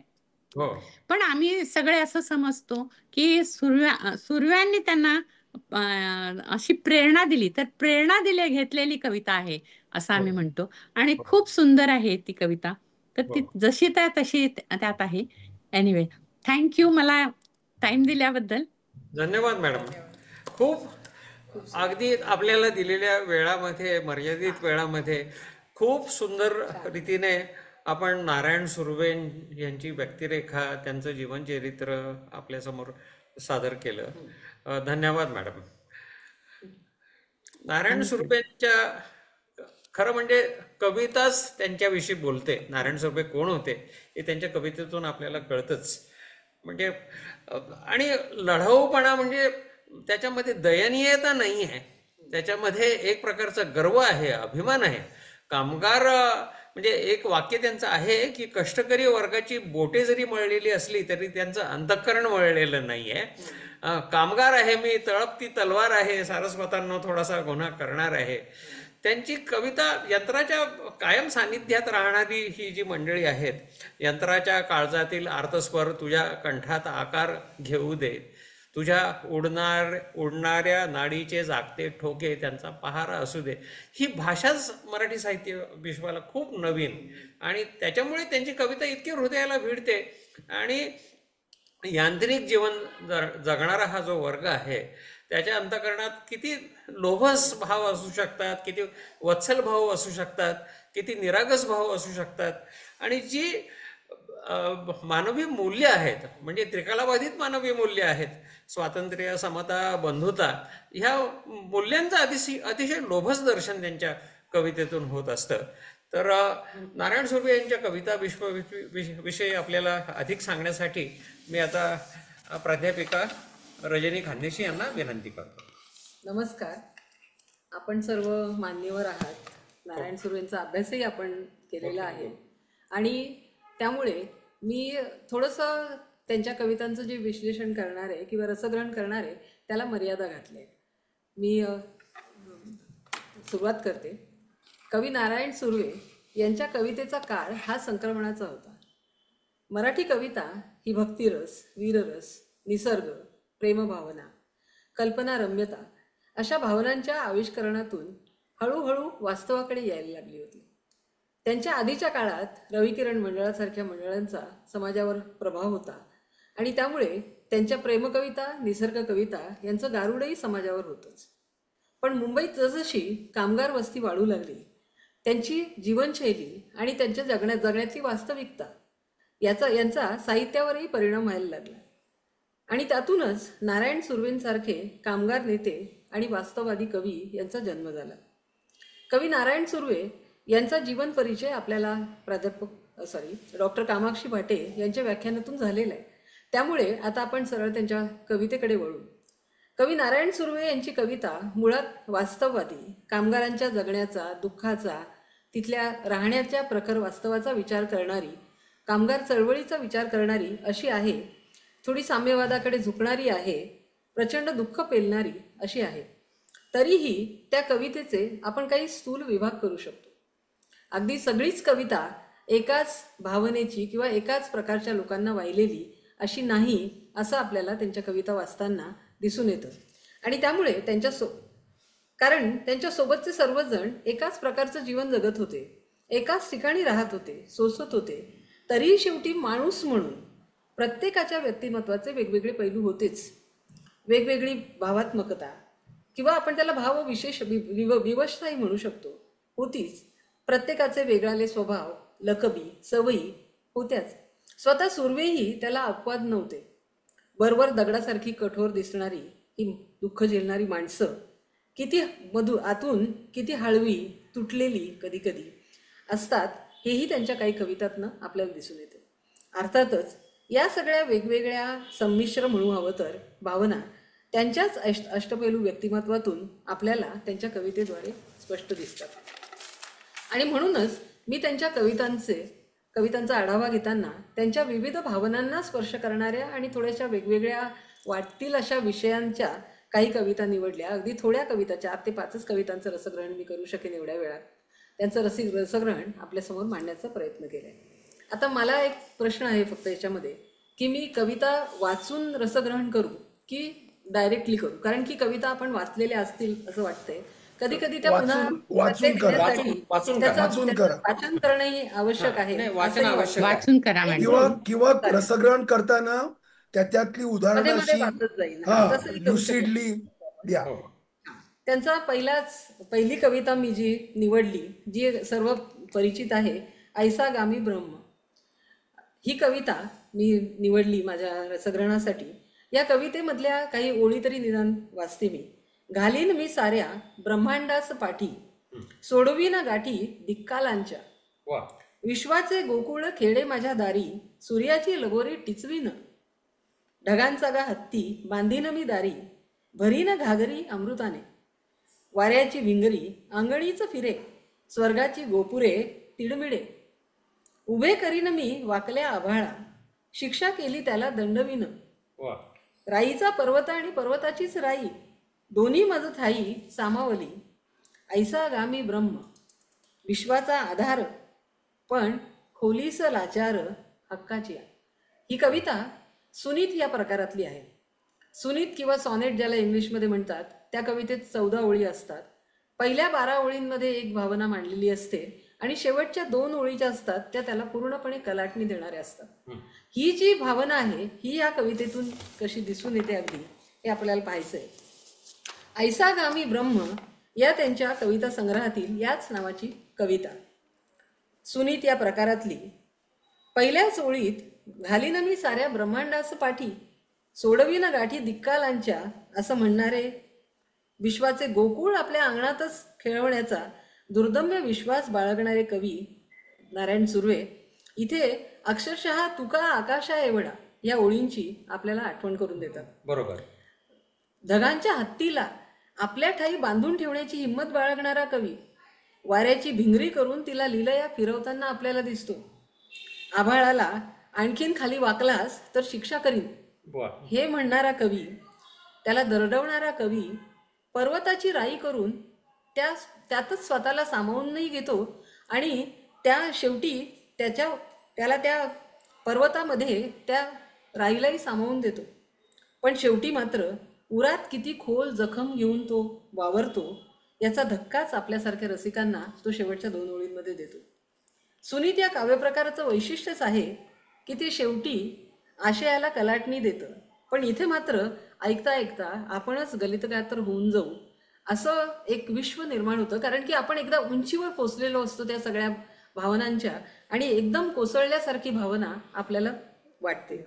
आकाशाला गवसणी घालण्याचं स्वप्न पाहणारा, विश्वाला आधाररूप ठरणारा असा कवी जेव्हा हक्काच्या खोलीला सुद्धा, खोलीचं लाचार हक्काची, एक टिचभर जागा त्याच्याकडे नाहीये, विश्वाला सामावून घेणारा, पर्वताची राई करणारा आणि हत्तींना आणि आभाळाला शिक्षा देण्याची दरडावणी देणारा कवी, त्याच्याकडे एक हक्काची खोली नाहीये झोपायला. मर्ढेकरांच्या कवितेमध्ये ज्या वेळेला आम्ही त्याचं विश्लेषण करायचो त्यावेळेला तो कामगार, संध्याकाळी दमून येणारा कामगार आणि लाथेनीच वळकटी उलगडून त्याच्यावरती झोपणारा कामगार, त्याला ती हक्काची खोली 10 जणात मिळून का होईना एक खोली असते, ती सुद्धा ज्याच्या वाट्याला आलेली नाही असा हा कवी. आणि त्याने हे स्वप्न पाहावं, विश्वाला गवसणी घालण्याचं, हे खरोखरच आचाट आहे हे मला तरी जाणवलं. त्यांच्या कविता ज्या आम्ही निवडल्या त्या मुद्दाम थोड्या छोट्या छोट्या निवडल्या कारण की त्या वाचता याव्यात इथे आपल्याला. माझे विद्यापीठ सारखी मोठी कविता आपण इथे वाचू नाही शकत आणि म्हणून मी छोट्या कविता निवडल्या. त्याच्यातली ही पहिली कविता. एवढ्या उंचीवरून अंधाराच्या आपल्याला जेव्हा तो म्हणतो त्यावेळेला कुठल्याही संवेदनशील माणसाला गलबलून जायला होईल. एकदम उंचावरून खाली अंधाराच्या गर्तेत पडावं असा भास होईल आणि वास्तव किती प्रखर असतं, आपल्या साऱ्या स्वप्नांना जाळून टाकणारं असतं याचाही प्रत्येकाला प्रत्यय येईल. त्यांची दुसरी कविता जी आहे ती थोडी वेगळी भावना व्यक्त करणारी आहे. त्यांची पत्नी आणि त्यांचं बाळ ह्या ज्या 2 गोष्टी अतिशय व्यक्तिगत जरी असल्या तरी तिथे मात्र ती व्यक्तिगत राहत नाही. एक एवढ्या चाळीत राहताना त्या गोष्टी व्यक्तिगत राहत नाही, त्या सगळ्या स्वप्नांचा आधार होऊन कशा बसतात हे त्यांच्या ह्या कवितेतून सांगितलंय. थोडी वेगळी भावना त्या कवितेतून व्यक्त होते आणि म्हणून ती कविता मी निवडली. ती कविता अशी आहे. गलबलून जातो तेव्हा, गलबलून जातो तेव्हा तुझ्याच पवित्र कुशीत शिरतो, तुझ्या मखमली कवेत स्वतःला अश्रूंसह झाकून ठेवतो. दिवसभर थकलेली तू तरीही चैत्रपालवी होतेस त्या स्पर्शाने, कड उतू जाणाऱ्या दुधावर स्नेहमयी साय धरतेस. पदराने घाम टिपताना नजरेला नजर भिडते, माझ्या केसांवरून तुझ्या 5ही बोटांचं अमृत झडते. किती वाळलात तुम्ही, पुन्हा व्याकुळ नजर मला शोधते, पण एवढ्या एकाच वाक्याने माझ्या हृदयाचे पोलाद होते. काय भावना आहे म्हणजे तुम्ही बघा की एकीकडे तो दुःखानं व्याकुळ झालेला कवी तिच्या त्या एका शब्दाने पोलादासारखा कणखर होऊन जातो. भुऱ्या जावळा आड आपला सोनूला चंद्र स्वप्न धुंद असतो. एकदा त्याच्यावरून पुन्हा माझ्यावरून तुझा रेशमी हात फिरतो. जेव्हा तूच पाणावतेस तेव्हा छातीवरून ढग सरकतो. माझ्या देहाची ढाल होते, आता तुला सावरायला हवंय ही भावना कशी जागृत होते तेव्हा माझा हात तलवारीसारखा धारदार होतो, तलवार होतो. बाहेर फटफटतं, ओले किरण खोलीत फडफडतात आणि रथचक्रासारखे बांधून घेतल्यासारखे पुन्हा पाय कारखान्याकडे वळतात. ही त्यांची ही कविता. गलबलून जातो तेव्हा ही सुर्वेंची अशीच एका वेगळ्या स्वभावाची आणि त्यांच्यातल्या हळुवार मनाचा पती आणि पिता जाणवून देणारी. तसं त्यांचं आणि कृष्णाबाईचं लग्नही जगावेगळंच होतं. आपल्याला मॅडमनी सांगितलं. दोघंही अनाथ, दुसऱ्या कुणीतरी त्यांना सांभाळ केलेलं, हालाकीत जीवन काढणारं असल्याने ते समदुखी होतेच. त्यामुळे त्यांच्यातली प्रेमभावना फुललीच. ती एकमेकांना आधार देण्यासाठी, आपलं कुणीतरी असावं, समजून घ्यावं, ह्यासारख्या विचारातून, अर्थातच त्यासाठीही अंतरंगाचा खोल ओलावा असायलाच हवा, तो दोघांकडेही होताच. परिस्थितीने बाहेर दिसायचा नाही एवढंच. पण तरीही कधीतरी माणूस आतून फुटतोच, हादरतोच. अशा वेळी त्याला हवा असणारा आधार देणारी व्यक्ती खूप जवळची असेल, हक्काची असेल, तर तो पुन्हा सावरू शकतो. हे त्यांच्या नात्यातून, नारायण कृष्णाबाईच्या नात्यातून, पवित्र नात्यातून स्पष्ट जाणवतं. बाहेर कुठेतरी कोणत्या तरी कारणाने, प्रसंगाने दुखावलेले, खचलेले सुर्वे गलबलून जातात आणि म्हणतात, गलबलून जातो तेव्हा तुझ्याच पवित्र कुशीत शिरतो. ही कविता वाचताना मला सगळ्यात जाणवला असेल तेव्हा तो हा पवित्र शब्द. ही कविता वाचताना हा पवित्र शब्द म्हणजे नेमकं काय, पवित्रच का म्हटलं त्यांनी त्या कुशीला, याचा नेमका अर्थ काय, आपण याच्यावर खरोखरच थोडीशी चर्चा करायला हवी की पवित्र म्हणजे नेमकं काय. पवित्र म्हणजे अनाघात का, अस्पर्श का, किंवा शुद्ध, निरागस, स्वच्छ, नेमकं काय असेल. हा अर्थ मला खरोखरच नाही लागला, पण त्यांचा तो शब्द खूप ताकदवाने एवढं जाणवलं. मला स्वतःला तो शब्द म्हणजे एक दृढ विश्वास वाटतो एकमेकांवरचा, की जो अत्यंत पवित्र आहे, निरागस आहे आणि स्वच्छ आहे. इथेच आपल्याला विसावा लागेल, हवी असलेली शांतता आणि समाधान मिळेल. ही जाणीव म्हणजे मनाची पवित्रता असते का. बाहेर अनेक जवळचे मित्र सहकारी असलेल्या, परिस्थितीचे टकेटोणपे जन्मापासूनच खाल्ल्याने कणखर झालेल्या सुरव्यांनाही उतू जाणारे मनाचे कड तिच्याच कुशीत जिरवावे लागतात. आणि आता अशी हक्काची जागा ती कृष्णाबाईची कूस आहे आणि तीही त्यांना समजते. आता आपल्याला ह्या एका बाळाबरोबर दुसरं बाळही म्हणजे आपल्या पतीलाही सांभाळायचंय, त्यालाही आधार द्यायचा आहे हे तिला जाणवतं, ती ओळखते. पण त्याच जाणीवेतून सुर्वे पुन्हा जागा होतो. हवा असलेला, तिला हवा असलेला पोलाद होतो. त्याचे हात पुन्हा कणखर होतात, तलवारीसारखे धारदार होतात आणि पुन्हा तो परिस्थितीचे वार झेलायला पुन्हा सकाळी उठून कारखान्याकडे वळतो. अशी ही कविता आहे. खरं किती सुंदर कविता आहे. कुठेही मी सूर्य, तू चंद्र, तू बाग, मी फुलं तोडून आणीन, बागेत पळापळी करूया, असली सवंग प्रणय भावना वगैरे काहीही या कवितेत नाही. खोलवर रुजलेलं एकमेकांच्या विषयीचं आपलेपण, प्रेम, त्यामध्ये प्रणय आहेच, पण तरीसुद्धा तो कुठेही जाणवत नाही. या कवितेमध्ये जाणवतो तो विश्वास, पवित्रता, आत्मभावना, हे फक्त, बाकी काही नाही. सुरुवातही विश्वासाने झाली आहे कवितेची आणि शेवट पोलादीत कणखर तलवार आणि ढाल होण्यात झालेली, अशी ही कविता. तिसरी जी कविता मी निवडली आहे ती आहे सारे तुम्हा हाती. सारे तुम्हा हाती ही कविता तरुणाईसाठी आहे. नारायण सुर्वे हा कवी मला द्रष्टा वाटतो, ज्याला भूतकाळ, वर्तमानकाळ आणि भविष्यकाळ सगळं काही कळतं असा द्रष्टा. कारण की नारायण सुर्वेंची पुढची मला जाणवलेली, आवडलेली कविता तरुणांसाठीची आहे. कालच्या, आजच्या आणि उद्यासाठीची आहे. ही कविता आपण वाचूया आधी. उठावे मातीचे फलक धरून, कागदाचे फलक नाही आहेत, मातीचे फलक. उठावे सागराचा चषक घेऊन, सागरातल्या पाण्याचं रूपांतर करून त्या मातीला फुलवावं, अशी कुठेतरी भव्य दिव्य कल्पना. निघावे मेघांसारखे जमून, नव्याने विजेची तुतारी फुंकून. धरावा मुठीत नांगराचा फाळ, चालावे नभाचे नांगराया शेत. गव्हाची पिवळी कणसं घेऊन उतरावे गात लुमुंबाचे गीत. ताऱ्यावर नवी बांधावी धरणे, ग्रहांवर थोडी थोडी खेळवावी वीज. आकाशाला गवसणी घालणारी कविता आहे. ग्रहांशी, ताऱ्यांशी मैत्री करावी, जे निसर्गाचे साथीदार आहेत, निसर्गाचे साक्षीदार आहेत, की ज्यांच्या सर्वांच्या सहभागाने ती जमीन फुलणार आहे आणि त्या जमिनीतूनच आपल्याला निवारा, अन्न, वस्त्र मिळणार आहे. आणि तेथील कळकीचे छान एखादं बेट कळकीचं सूर्याला भेट म्हणून देऊन टाकावं. कैक युगे दूर रुसून चांदणी, तिला द्यावा एक बांधून सोपान पूल. दोघांनी आपल्या कोमल करांनी घडवून आणावे त्यांचे चिरमिलन. दोघांनी, तरुण आणि तरुणी, तू आणि मी, ही भावना सदैव त्यांच्या कवितेत आहे. कुठेही फक्त मी पुरुष म्हणून, कामगार चळवळीचा नेता म्हणून मी मोठा आहे किंवा मी कोणीतरी फार कर्तृत्ववान आहे, ही जाणीव कुठेही नाहीये. आपण दोघांनी काम करायचंय, दोघांनी संसाराला सावरायचंय आणि तरुणांना हा धडा, वारसा पुढे द्यायचा आहे, ही जाणीव त्यांच्या कवितेतून स्पष्ट दिसते. आणि म्हणून मी अशा वेगवेगळ्या कविता निवडल्या. उठावेच आता सर्वांनी गर्वाने पुढे, थोडी शिंपडून डोईवर माती, चला जिंकायला तरुण हातांनो, आता ह्या युगाचं सारं काही तुमच्या हाती. वा वा. नवीन तरुणांच्या हातातच पुढचं युग आहे, ही जाणीव. नारायण सुर्वेंची मला जाणवलेली कविता तरुणांसाठी आहे. कालच्या, आजच्या आणि उद्याच्याही तरुणाईसाठी असलेली कविता खरोखरच कालातीत आहे. तरुणाई ही कधीही एकटी नसते. तरुणांचा समूह असतो, ग्रुप असतो. एखाद्या कल्पनेने, ध्येयाने झपाटलेले तरुण समूहाने वाटचाल करत असतात. अशा वेळी त्यांच्यासमोर कोणाचा आदर्श आहे, मार्गदर्शन आहे, यावरून त्यांची पुढची वाटचाल ठरते. त्यांना जर योग्य आदर्श मिळाला, वाटचालीला एखादं चांगलं ध्येय असेल, तरच ते चांगला समाज निर्माण करतात. अन्यथा समाजाची वाताहत होते.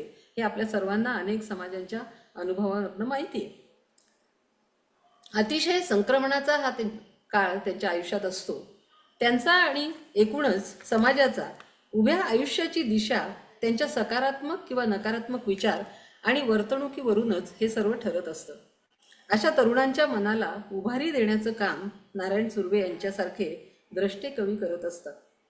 वीररसाने, पुरुषार्थाने भरलेली ही कविता, या कवितेतील सुर्वेंची भाषा तरुणांच्या मनात जोश निर्माण करणारी आहे, आकाशाला बांधणारी आहे, ताऱ्यांना भेट देणारी आहे, सूर्याला कळकीचं भेट देणारी आहे.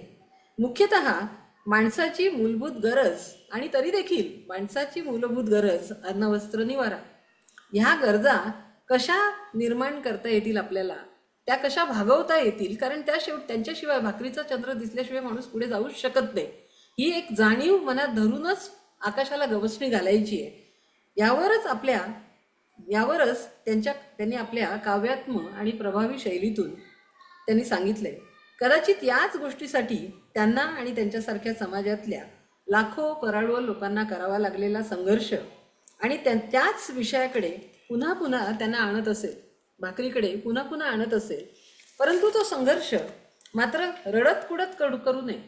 संघर्ष करावा, आनंदाने करावा, रडत कुडत करू नये. जीवनाचं गीत गाताना त्यात झोकून देण्याची तयारी असावी. त्याचा कैफ आणि गर्व स्वीकारावा, तो बाळगावा आपल्या व्यक्तिमत्वावर. जिंकण्याच्या वाटेवर पुढे जाण्याचा सल्ला ते तरुणांना असा देतात. आपण कुसुमाग्रजांची तुलना केली. कुसुमाग्रजांच्या आभाळात नजर रोखून भिल्लासारखं जमिनीवर पाय रोवणारा असा हा संघर्ष आहे की प्रेम कर भिल्लासारखं आकाशात नजर रोवून जमिनीत रुजलेलं, ही कुसुमाग्रजांची कविता त्यांना खरोखरच मुळातून समजलेली आहे. पाय रोवण्यात सुख मानणारे तरुण, कणखर पण कोमल हातांचे तरुण त्यांना अपेक्षित आहेत. आणि त्या तरुणांच्या सहचारिणींच्या कोमल हातांचाही स्पर्श आहेच. असं जोडीनंच पुढे जावं, आपल्या सर्वांगावर मातीचं शिंपण करून घेऊन कष्ट झेलत संघर्ष करत नवीन युग घडवावं, या अपेक्षा त्या तरुणांकडनं या कवितेत व्यक्त करतात. मी निवडलेली चौथी कविता आहे पोस्टर डकवण्याचा त्यांचा तो उद्योग जो होता, ही कविताही मला खूप आवडली, थोडीशी वेगळी वाटली आणि ती कविता मी निवडली. थोडीशी मोठी आहे पण खूप सुंदर कविता आहे. 4 घरातले 4 जण आम्ही, 4 घरातले 4 जण, त्या चौघांचं फक्त एकच सामान्यपण की ते एका वस्तीत राहतात. बाकी जात पात धर्म या कशाचंही काही त्याच्यामध्ये सोयर सुतक नाही. निघतो तेव्हा म्हातारा काळोख कुरडत येतो, हणव्या शिडी घेरे ही शिडी मी खळ लावतो. डकव वाचलं जाईल अशा ठिकाणी शिंदेची बायको चांगली खळ करते, पण बाप खवीस आणि इसल्याची माय रे बडी कडक बाई, नजर बघा बचाके भागा, कुत्ते पर पैर पडा तो साला आपली बोंब. त्या खिडकीपाशी नको रे डकवू. काय करू रे? अरे उसकी निगाह रहती है ना उधर, सबकी नजर लगेगी तो वांदा. देख बे इसल्या, डकवू का रे ह्या डगल्यावर? रात्रीचं एक खोकत खाकरत म्हातारं बाहेर पडलंय, त्याच्या डगल्यावर चिकटवू का? शोर मच कर. तो म्हातारा आला, एक एक लावीत अक्षर, बुढा बडा खड्डूस कडूस आहे. 4 घरातील 4घे जण आम्ही परततो तेव्हा कुरकुर करते खांद्यावरची कावड. झाडांची पानंही करतात बडबड. इसल्या रे, कल मीटिंग चलेगी उधर, मरने दो, अपने को साली साली आती है अब झोप. मग मरले का ह्या शिडीवरच, उचलून नेतो तुला तिघही कब्रस्तानात. देख रे शिंदे, ऊपर में है चांद का तुकडा. गालिब की गझल सताती है. शिंदेची बाळको घरात खळ करून देते आणि हे आकाशातला चंद्र बघतायत एखाद्या खिडकीतला. बेकार जिंदगी ने इसलिया को निकम्मा कर दिया, वरना इसलिया भी आदमी था, इश्क के काम आता. चुप बे साल्या, साली पकपक. हणम्या रे, एक काम करूया का? आपला विरोध वर्गणी जमवूया. अपना विरोध, बाकीच्यांचे विरोध. इसल्याची शादी बनवूया का? तो फुल सपोर्ट. अपने घर भी एक दुल्हन आएगी, शहनाई बजेगी. ही दुनिया किती पुढे गेली रे. थोडीसी नाक के आगे, पीछे बुड्ढे की नजर. म्हणून म्हणतो इसल्या, बुड्ढ्यासाठी एक चष्मा घेऊन टाकू लवकर. ही कविता खरोखरच खूप छान आहे. सुंदर कविता आहे. तर ही मी निवडलेली 4थी कविता पोस्टर. ही कविता म्हणजे एक जिवंत शब्दचित्र आहे. एक शब्दचित्र म्हणून मी ही कविता निवडली की समोर उभे राहतात तो हाणम्या, तो इसल्या, तो शिंदे, सगळे समोर उभे राहतात. तो बुड्ढा, ती आई. एका गल्लीतले 4 जण रात्रीच्या वेळी भिंतीवर खांबांवर कसले तरी पोस्टर चिकटवण्यासाठी घरातून निघतात. दिवसभर काम करून आधीच दमलेले, रापलेले, पण उद्याची थोडीशी सोय होईल, कदाचित प्यायची सुद्धा, म्हणून ओव्हरटाईम. म्हणून हे काम त्यांनी हाती घेतलेलं असतं. त्यांची नावं इसल्या, हाणम्या, शिंदे आणि स्वतः कवी अशी 4 चौघांसारखीच असतात. पण त्या साऱ्या कोंडवाड्यांसारख्या खोल्यांमध्ये राहणाऱ्यांना जात पात धर्म या कशाचंही सोयरसूतक नसतं. फक्त ते माणसांचे प्रतिनिधी, तिथे राहणाऱ्या माणसांचे प्रतिनिधी, एवढीच त्यांची ओळख. एकमेकांना सूचना देत, पोस्टरला खळ लावून, शिडीवर चढून जागोजागी पोस्टर डकवण्याचे काम करताना त्यांचा संवादही चाललेला असतो. त्यांच्यासाठी तोच त्यांचा टाइमपास आणि तीच त्यांची करमणूक. त्याच्यातूनच त्यांच्या जीवनातले पैलू मात्र उलगडत जातात. शिंदेची बायको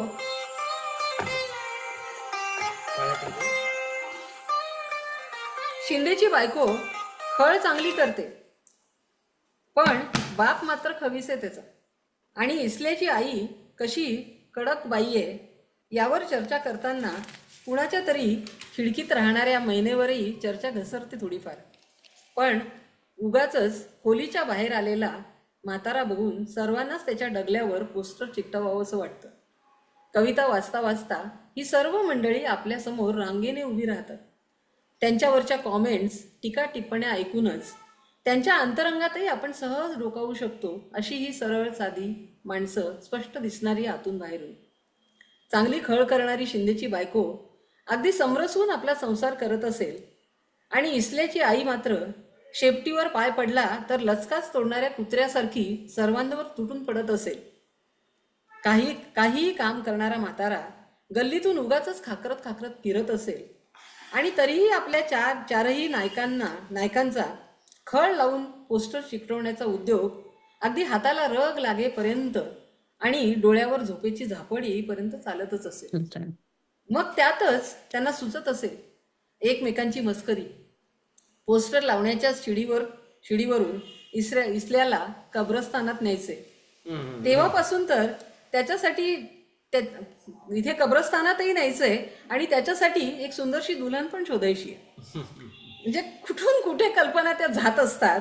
शिडीचा झोका, चौघांच्याही खांद्यावरती ती शिडी असेल घरी नेण्यासाठी, त्या शिडीचा झोका असा इथून तिथे झुकत असतो. रात्र चढत असते. थकलेले मित्र काम आटोपून घरी परतत असतात आणि त्यातही त्या गल्लीत फिरणाऱ्या त्या बुड्ढ्यासाठी चष्मा आणून देण्यासाठी सर्वांनी मिळून कॉन्ट्रीब्युशन, सगळ्यांनी मिळून वर्गणी जमवण्याचा विचारही करत असतात. अत्यंत वास्तववादी अशी ही कविता आहे. त्या गल्लीचं हुबेहूब चित्रण, त्या गल्लीमध्ये आपण उभे आहोत आणि ती मुलं पाहत आहोत असं वाटणारं हे शब्दचित्र, ही कविता, ही खरोखरच नारायण सुर्वेंच्या कवितांमधली एक शिरपेच म्हटली पाहिजे.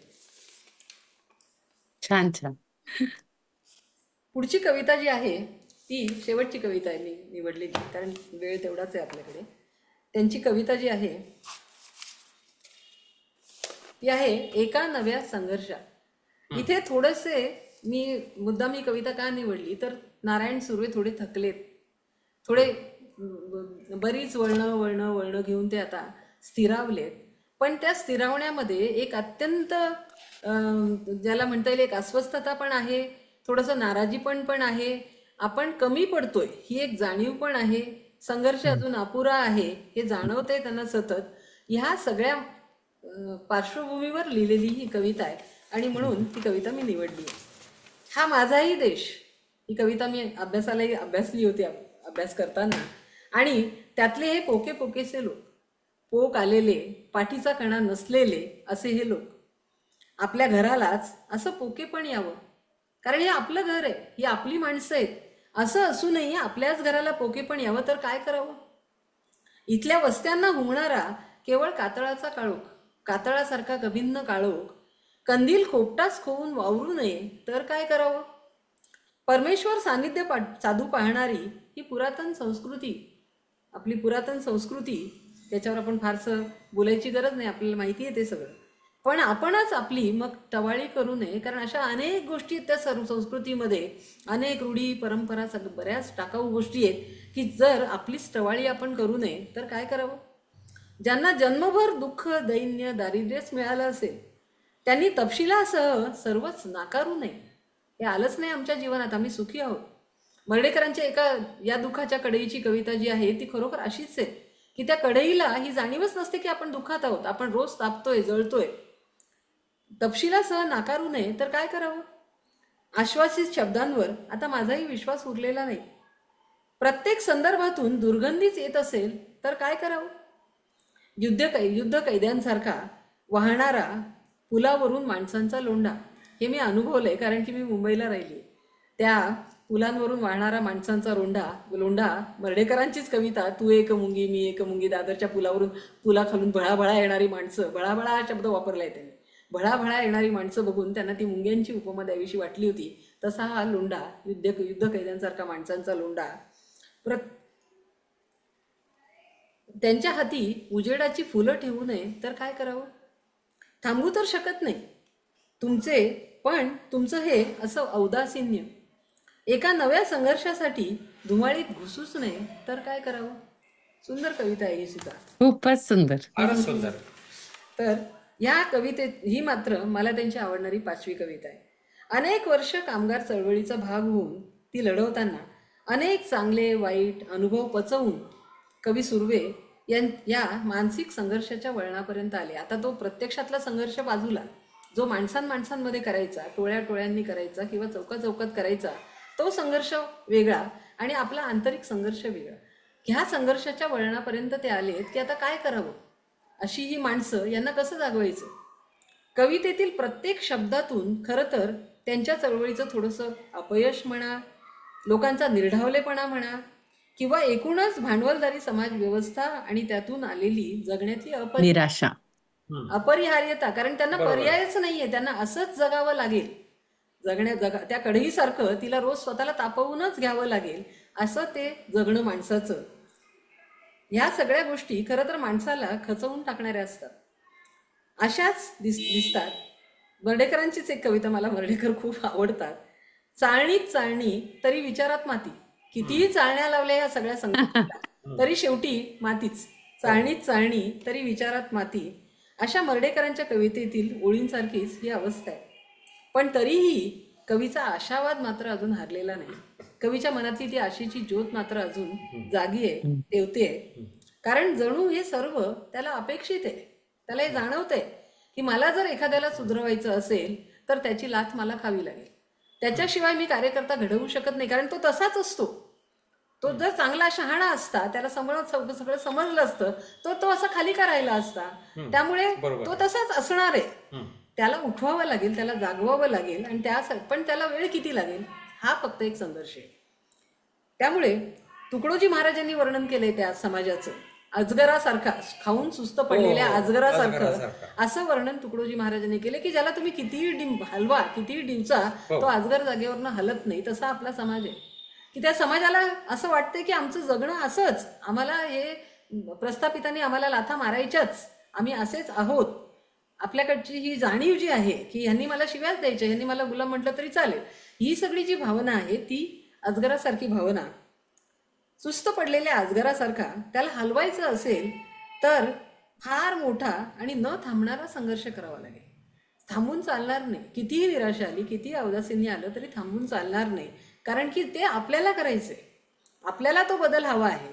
आणि मग जेव्हा आपल्याला हवा असलेला बदल अपेक्षित आहे, जो लोकांना हलवून कदाचित ते कधीतरी जागे होतील, ही आशा आपल्याला असेल तरच तो आपण पूर्ण करू शकू, नाहीतर नाही. याची कवीला एकीकडून जाणीव आहे. त्यांच्याच मनात उडालेला परंपरा, संस्कृती, माणसातील औदासिन्य आणि निर्ढावलेल्या माजोरी माणसांचा आजूबाजूला असणारा वावर. दोन्ही प्रकारची माणसं निर्ढावलेली आहेत. जी अन्याय करतायत तीही अन्याय करून करून आणि निर्ढावली, ज्यांच्या आणि जी अन्याय सहन करतायत तीही निर्ढावली आहेत. बरोबर की आपण असेच, आपण पायाखालीच राहणार, शिवाजी जन्मावा पण दुसऱ्या जगात, हे आपल्याकडचं सत्य आहे. त्यामुळे यांच्यामधून आपल्याला रस्ता काढायचा आहे, ही जाणीव त्यांना आहे. आपल्याला वाट काढावी लागेल. पुन्हा उजेडाची फुलं जी कुठेतरी त्यांना दूरवर लुकलुकताना दिसतात, काय उपमा ती दिली. आपल्याला लोकांच्या हातात द्यायची आहेत. वा. त्यासाठी आपल्याला न थांबता, कारण आपल्याला ते कळतंय म्हणून आपल्याला ते कष्ट करावे लागतील, तो संघर्ष करावा लागेल, आणि तरच आपण माणूस असल्याची जाणीव आपल्यात जी आहे ती त्यांच्यातही जागृत होईल. माणूस जेव्हा जागा होतो, गोदावरी परुळेकरांचं पुस्तक आपण सगळ्यांनी वाचलेलं असेल, तर हा माणूस जागा करण्याचं काम, कारण की सगळ्यात महत्त्वाचं काम येते, तो जागा झाला तर आपोआपच संघर्ष करेल, ही जाणीव त्यांच्या कवितेतून जागृत होईल. आणि म्हणून मी इथे शेवट केलाय की हा त्यांचा विश्वास त्यांच्या एकूणच कवितातून आपल्याला शेवटी दिसतो. नमस्कार. वा, वा वा, फारच फारच फारच छान. रजनीताईंनी जे विश्लेषण केलेलं आहे, अतिशय प्रातिनिधिक स्वरूपामध्ये 5 कविता त्यांनी निवडल्या, आणि हा, त्यातून सुंदर. खरोखर समग्र सुरभे आपल्या पुढे त्यांनी उभे केलेले आहेत. अतिशय सुंदर शब्दांमध्ये, अप्रतिम खरोखर त्यांचं वर्णन. मला वाटतं सूर यांना त्यांनी पूर्णपणे या परिसंवादामध्ये न्याय दिलेला आहे. अशी कामगिरी खरोखर करणं खूप अवघड होतं. त्यांनी ते आव्हान समर्थपणे पेललं आहे. त्यांच्या मनापासून मी आभार मानतो. चंदू सर, आपला अभिप्राय द्या. चंदू सरांचं प्रास्ताविक आज राहिलं वेळेअभावी. चंदू सर. हॅलो. हा, सुरुवातीला प्रास्ताविक व्हायचं होतं, पण आपण वेळेअभावी वक्त्यांपासून सुरुवात केली. ओके, पण आता तुम्ही बोला. काही नाही, कार्यक्रम खूप छान तुम्ही हाताळलेला आहे. हो हो आणि बाटे मॅडमने एवढ्या कमी वेळामध्ये हो. एवढ्या सुंदररित्या व्हिडिओ चालू करा त्याला तुमचा. माणूस सुरू आहे, हो. माणूस विषद केला, याचं खास कौतुक. हो आणि ह्या मॅडमनी तर म्हणजे सुर्वेंचं मन आणि ह्यांचं मन हो. एकच असावं की काय असं वाटलं. वा वा. कुठेही टोकदारपणा नाही, कुठेही द्वेष नाही, कुठेही पराकोटीची कुठली भावना नाही. हो. एवढ्या संयत रीतीनं सुर्वेंच्या कवितांचं आरेखन करणं, त्या पण अशा कविता की हो. त्या फार जणांना माहिती पण नसतील कदाचित.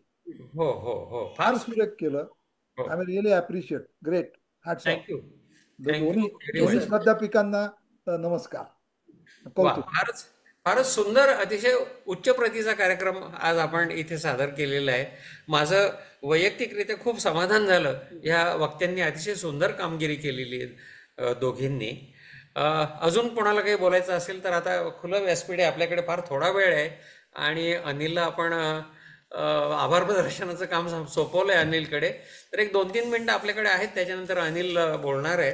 तर कोणाला अजून काही विचार मांडायचे असतील तर जरूर मांडावेत. प्रतिक्रिया किंवा अभिप्राय किंवा शाबासकी कमीत कमी. मोहन सर. मोहन सर, आपण काही बोलू इच्छिता? ते परदेश गेलेले दिसत आहेत. मोहन सर. परदेश. नाही नाही आणि मी असं म्हटलं की आता एक अं, अनिल तेंडुलकरांनी आज वरती केलेला आहे त्यांना हो, पण ते आभार लाईव्ह. मानतील. तुम्ही त्याच्या अगोदर. नाही नाही, मला प्रतिक्रिया द्यायची आहे वा. हा म्हणजे तू मला एकदम हा शेवटच सांगतोयस. हा हा, बोला, प्रतिक्रिया द्या. चालेल चालेल, बोला बोला. येस. हा हा फुल व्यासपीठ आहे, बोला. अ, माझा जन्म माटुंग्याचा हो आणि 71 पासून केईएम हो आणि नंतर केईएम हॉस्टेल आणि हो नंतर आरएमओ हॉस्टेल हो आणि 99 पर्यंत केईएम. हो त्याच्यामुळे कामगार गिरण्या हो ऑर्थोपेडिक सेंटर टाटाच्या बाजूला राहत होतो. हो त्याच्यामुळे 1982 ची डॉक्टर सामंतांची चळवळ. चळवळ आणि मिल हो बंद पाडणे, हो संप, हे अत्यंत जवळून बघितलं. हो त्याच्यामुळे अगदी प्रामाणिकपणे सांगतो, सुर्वे नेहमीच जवळचे वाटले. हो सुर्व्यानं सुर्वे आपले आहेत म्हणणं हे शिष्टसंमत नाहीये. म्हणजे जीए वर चर्चा करणारे, ग्रेसवर चर्चा करणारे, ह्याला एक एक पातळी येते आणि एक कॉलर असते.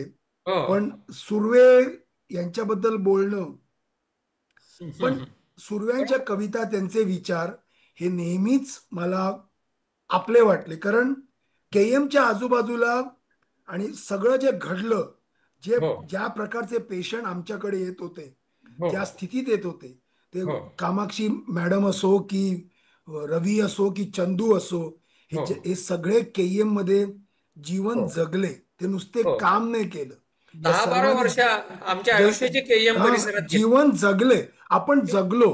हो. आणि त्याच्यामुळे सगळं कळत होतं महत्वाची की गोष्ट. आमचा. फुकट, की त्या संप काळात फुकट ऑपरेशनच्या वेळी सुद्धा 5-10 रुपये खर्च करण्याची कोणाचीही तयारी नव्हती. हो ते एक, त्याच्यामुळे सुर्वे नेहमीच जवळचे वाटले. हो त्यामुळे प्रथम लोलकचं कौतुक, अभिनंदन की हे छान झालं. बाकीच्या गोष्टी मी आभारात प्रदर्शनात हो हो, जाहीर नक्की करेन. नक्की. हा, पण मोहनराव. हे सगळं जवळचं जीवन आहे माझ्या. हो, आमची माझ्या आयुष्याच्या गोल्डन मुवमेंट्स 71 ते 99, आयुष्याची उभारीची. 27 वर्ष तिथे बरोबर. मी राहिलो. आय हो was staying in orthopaedic centre. या बाजूला स्प्रिंग मिल्स, बॉम्बे डाईंग, हो समोर ज्युपिटर, हो एल्फिस्टन मिल्स, इंदू मिल्स, या सगळ्या मिलच्या परिसरात त्या राहिल्यामुळे सुर्व्यांच्या कविता नेहमी मनाच्या आपल्या वाटल्या. फार मला खरोखर आनंद. धन्यवाद. छान छान. मोहनराव, आपण काही बोलू इच्छिता? नाही, खरं मग मी याच्यावरती खूप लिहावं असं माझ्या मनात आहे. हो हो, नक्की पण नक्की. हा लोकांवरती. कार्यक्रम अतिशय हं. अतिशय उत्तम झालेला आहे. हो हो हो आणि हो. लोलकचं आणि रजनीताई आणि कामाक्षी बरं. आणि डॉक्टर शिवदे, तुमचं सगळ्यांचं अभिनंदन करावं असं वाटतं. किरणताई. यासाठी की हं. यासाठी की सारस्वतांनो, हो. मी थोडा गुन्हा करणार आहे. वा. हा हा हा जो गुन्हा जो आहे ना, हो सारस्वतांच्या विरोधात केलेला गुन्हा, हो हो तर यामध्ये मी कोण आहे, माझं आणि सुर्व्यांचं नातं काय आहे, हो हो. याचा शोध मी घेत होतो. मी त्यांना खूप जवळून ओळखत पाहिजे होतो. नाही. मी डॉक्टर होते. त्यांचा डॉक्टर पण मित्र होते. होतो हो आणि मी त्यांचा डॉक्टर पण होतो. आणि त्यांचं वागणं, बोलणं आणि जगणं हो खूप जवळून पाहिलेले, त्यांच्या सगळ्या व्यथा, हो त्यांचा संघर्ष. हो. आणि त्याच्यातून असं एक लक्षात आलं की हा माणूस कविता जगता जगता जीवन जगत होता. बरोबर आहे. हार्मनी हे जे होती हा त्यांच्याकडे. हा हा हा काव्यात, जगण्यात आणि विचारांमध्ये हार्मनी होती. हं. हा आणखीन एक बारीकशी गोष्ट मला सांगावीशी वाटते, महत्वाची, की कवीने स्वतःला ओलांडलं पाहिजे. हो. स्वतःचं पुरुष म्हणून हं. किंवा स्वतःचं जे काही स्थान आहे या समाजामध्ये किंवा या हो कुटुंबामध्ये, घरामध्ये, हो ते हो ओलांडून हा माणूस इतरांशी नातं जोडत होता. हो मग तो सारस्वत असो किंवा त्यांची कृष्णाबाई असो, हो त्यांची हो मुलं असोत किंवा माझ्यासारखा एक डॉक्टर असो, हो यांच्याशी त्यांचं नातं जे होतं ते हो स्वतःला ओलांडणारं होतं. हो आणि म्हणून मला असं वाटतं की कला, त्यांच्या लेखी कविता हो ही एक अतिशय सुंदर अशी प्रोटेस्ट झाली. हो फारच छान. सुंदर असा निषेध, अतिशय सुंदर काव्यात्मक निषेध. आणि तो आपल्याला त्या गुन्ह्यासाठी सारस्वतांनी त्यांना कधीही माफ केलं नाही. हो हो हे हो जर हो. आपण नीट बरोबर. लक्षात घ्यायला पाहिजे. हो पण एवढ्या मोठ्या म्हणून सारस्वतांनी त्यांना अध्यक्षपदी निवडून दिलं बिनविरोध. ह्याच्यामध्ये मला वाटतं आपण सारस्वतांना माफ करायला हवं. सारस्वतांना, कारण सारस्वतांनी उपेक्षा नाही केली त्यांची. सारस्वतांनी anyway, मराठी साहित्य संमेलनाच्या अध्यक्षपदी ते आरूढ झाले बिनविरोध. मला नाही वाटतं सॉरी, मी याबद्दल जरा वेगळं लिहायला लागेल. हो हो सारस्वतांनी त्याला नक्की माफ लिहा. करणं, आपण त्या गुन्ह्यासाठी माफ करणं हम्म. म्हणजे अध्यक्षपद देणं असं नाहीच आहे असं मला वाटतं. पण एनिवे, मी याच्याबद्दल काहीतरी नंतर बरं बरं लिहू बरं शकेन ठीक आहे असं ठीक आहे. मला वाटतं. बरं किरणताई धन्यवाद. काय खूप बोलू? छान, खूप छान. किरणताई आपल्याला काय बोलायचंय? किरणताई, किरणताई. सर्वप्रथम आपलं सगळ्यांचं अभिनंदन. अतिशय सुंदर कार्यक्रम झाला. मला हो फक्त एक प्रश्न विचारायचा होता, म्हणजे मला जरा ते अजूनही कळत नाहीये की भाकरीला चंद्राची उपमा का दिलेली आहे. खरं तर ही अप्राप्य आहे, भाकरी त्यांना मिळणं अप्राप्य आहे. म्हणजे खरं तर सूर्य, म्हणजे ही इतकी दाहक आहे की त्याला सूर्याची उपमा जास्त योग्य झाली असती. म्हणजे हो मी त्याचं आकार. इंटरप्रिटेशन असं केलं की भाकरी म्हणजे जी एक तर शीतलता देते, हो पोटाला शीतलता देते, आणि दुसरं म्हणजे कलेकलेने कशीही मिळेल. आज चतकोर मिळाली, चंद्र जसा आकाशी हो जेवढा हो असतो, हो कधी वा वा चतकोर, फार. कधी अर्धा, कधी पूर्ण चंद्राची आपल्याला सुख मिळतं, कधी चंद्रच नसतो. तशीच भाकरी आपल्याला मिळत नाही, म्हणून ती चंद्राची उपमा आहे का मला कळत नाही. खरं तर ही अप्राप्य, म्हणजे चंद्र, कारण ह्यांनी ही कविता लिहिली तोपर्यंत माणूस चंद्रावर गेला होता. म्हणजे चंद्र हा काहीतरी दूरवरचा आणि माहीत नसलेला असा नाहीये. पण सूर्य हा शब्द तिथं योग्य आहे, कारण तो कम्प्लिटली अप्राप्य आहे, तो मिळूच शकत नाही. आपण ते मला आपण जी मॅडमना विचारायचं होतं की काय असेल कारण. आपण जी कल्पना मांडली आहे की भाकरीचं डिव्हिजन करता येतं चतकोर हा. मध्ये अर्धी, तसंच चंद्राचंही डिव्हिजन मला होतं. आणि मला असं कदाचित तेच कारण असावं नाही, भाकरीचं मला चंद्र. असं वाटतं हं. की चंद्र हा माणसाला नेहमीच जास्त जवळचा वाटलाय. लहान मुलांना दाखवण्यापासून ते अगदी त्याच्यावर गाणी रचण्यापासून हं. तो आपल्याला जास्त जवळचा वाटलाय.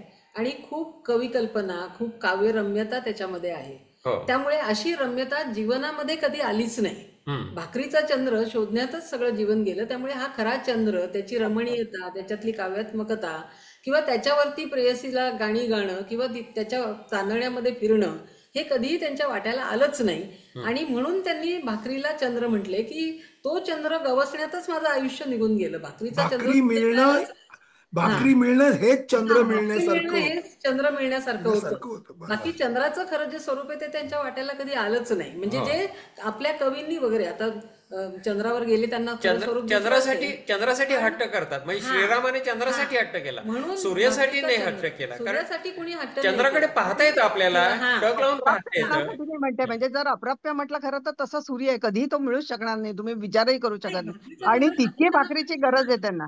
चंद्र हा जास्त लाइकेबल आहे, आहे अचिवेबल आहे आहे, अप्रोचेबल आहे, म्हणून सूर्य भाकरी. कोणालाच मिळत नाही, भाकरी कोणाला तरी मिळते.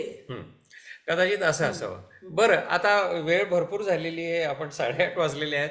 तर अनिलला मी विनंती करतो की कृपया आपलं आभार प्रदर्शन करावं. आभारात चंदू सर. प्रथम सर्व श्रोत्यांचे आभार. 202 सभासद असलेल्या लोकांमध्ये 14 लोकांनी हे परिसंवाद आजचा ऐकला. कार्यक्रम परिसंवाद ऐकला आणि हो. शेवटपर्यंत 9 जण टिकले, हे अत्यंत कौतुकास्पद. हो. पहिलं कौतुक कामाक्षी मॅडमचं. केवळ 2 दिवसात त्यांनी असं भाषण दिलं, आणि इंग्रजीत एक शब्द आहे इन्साइट.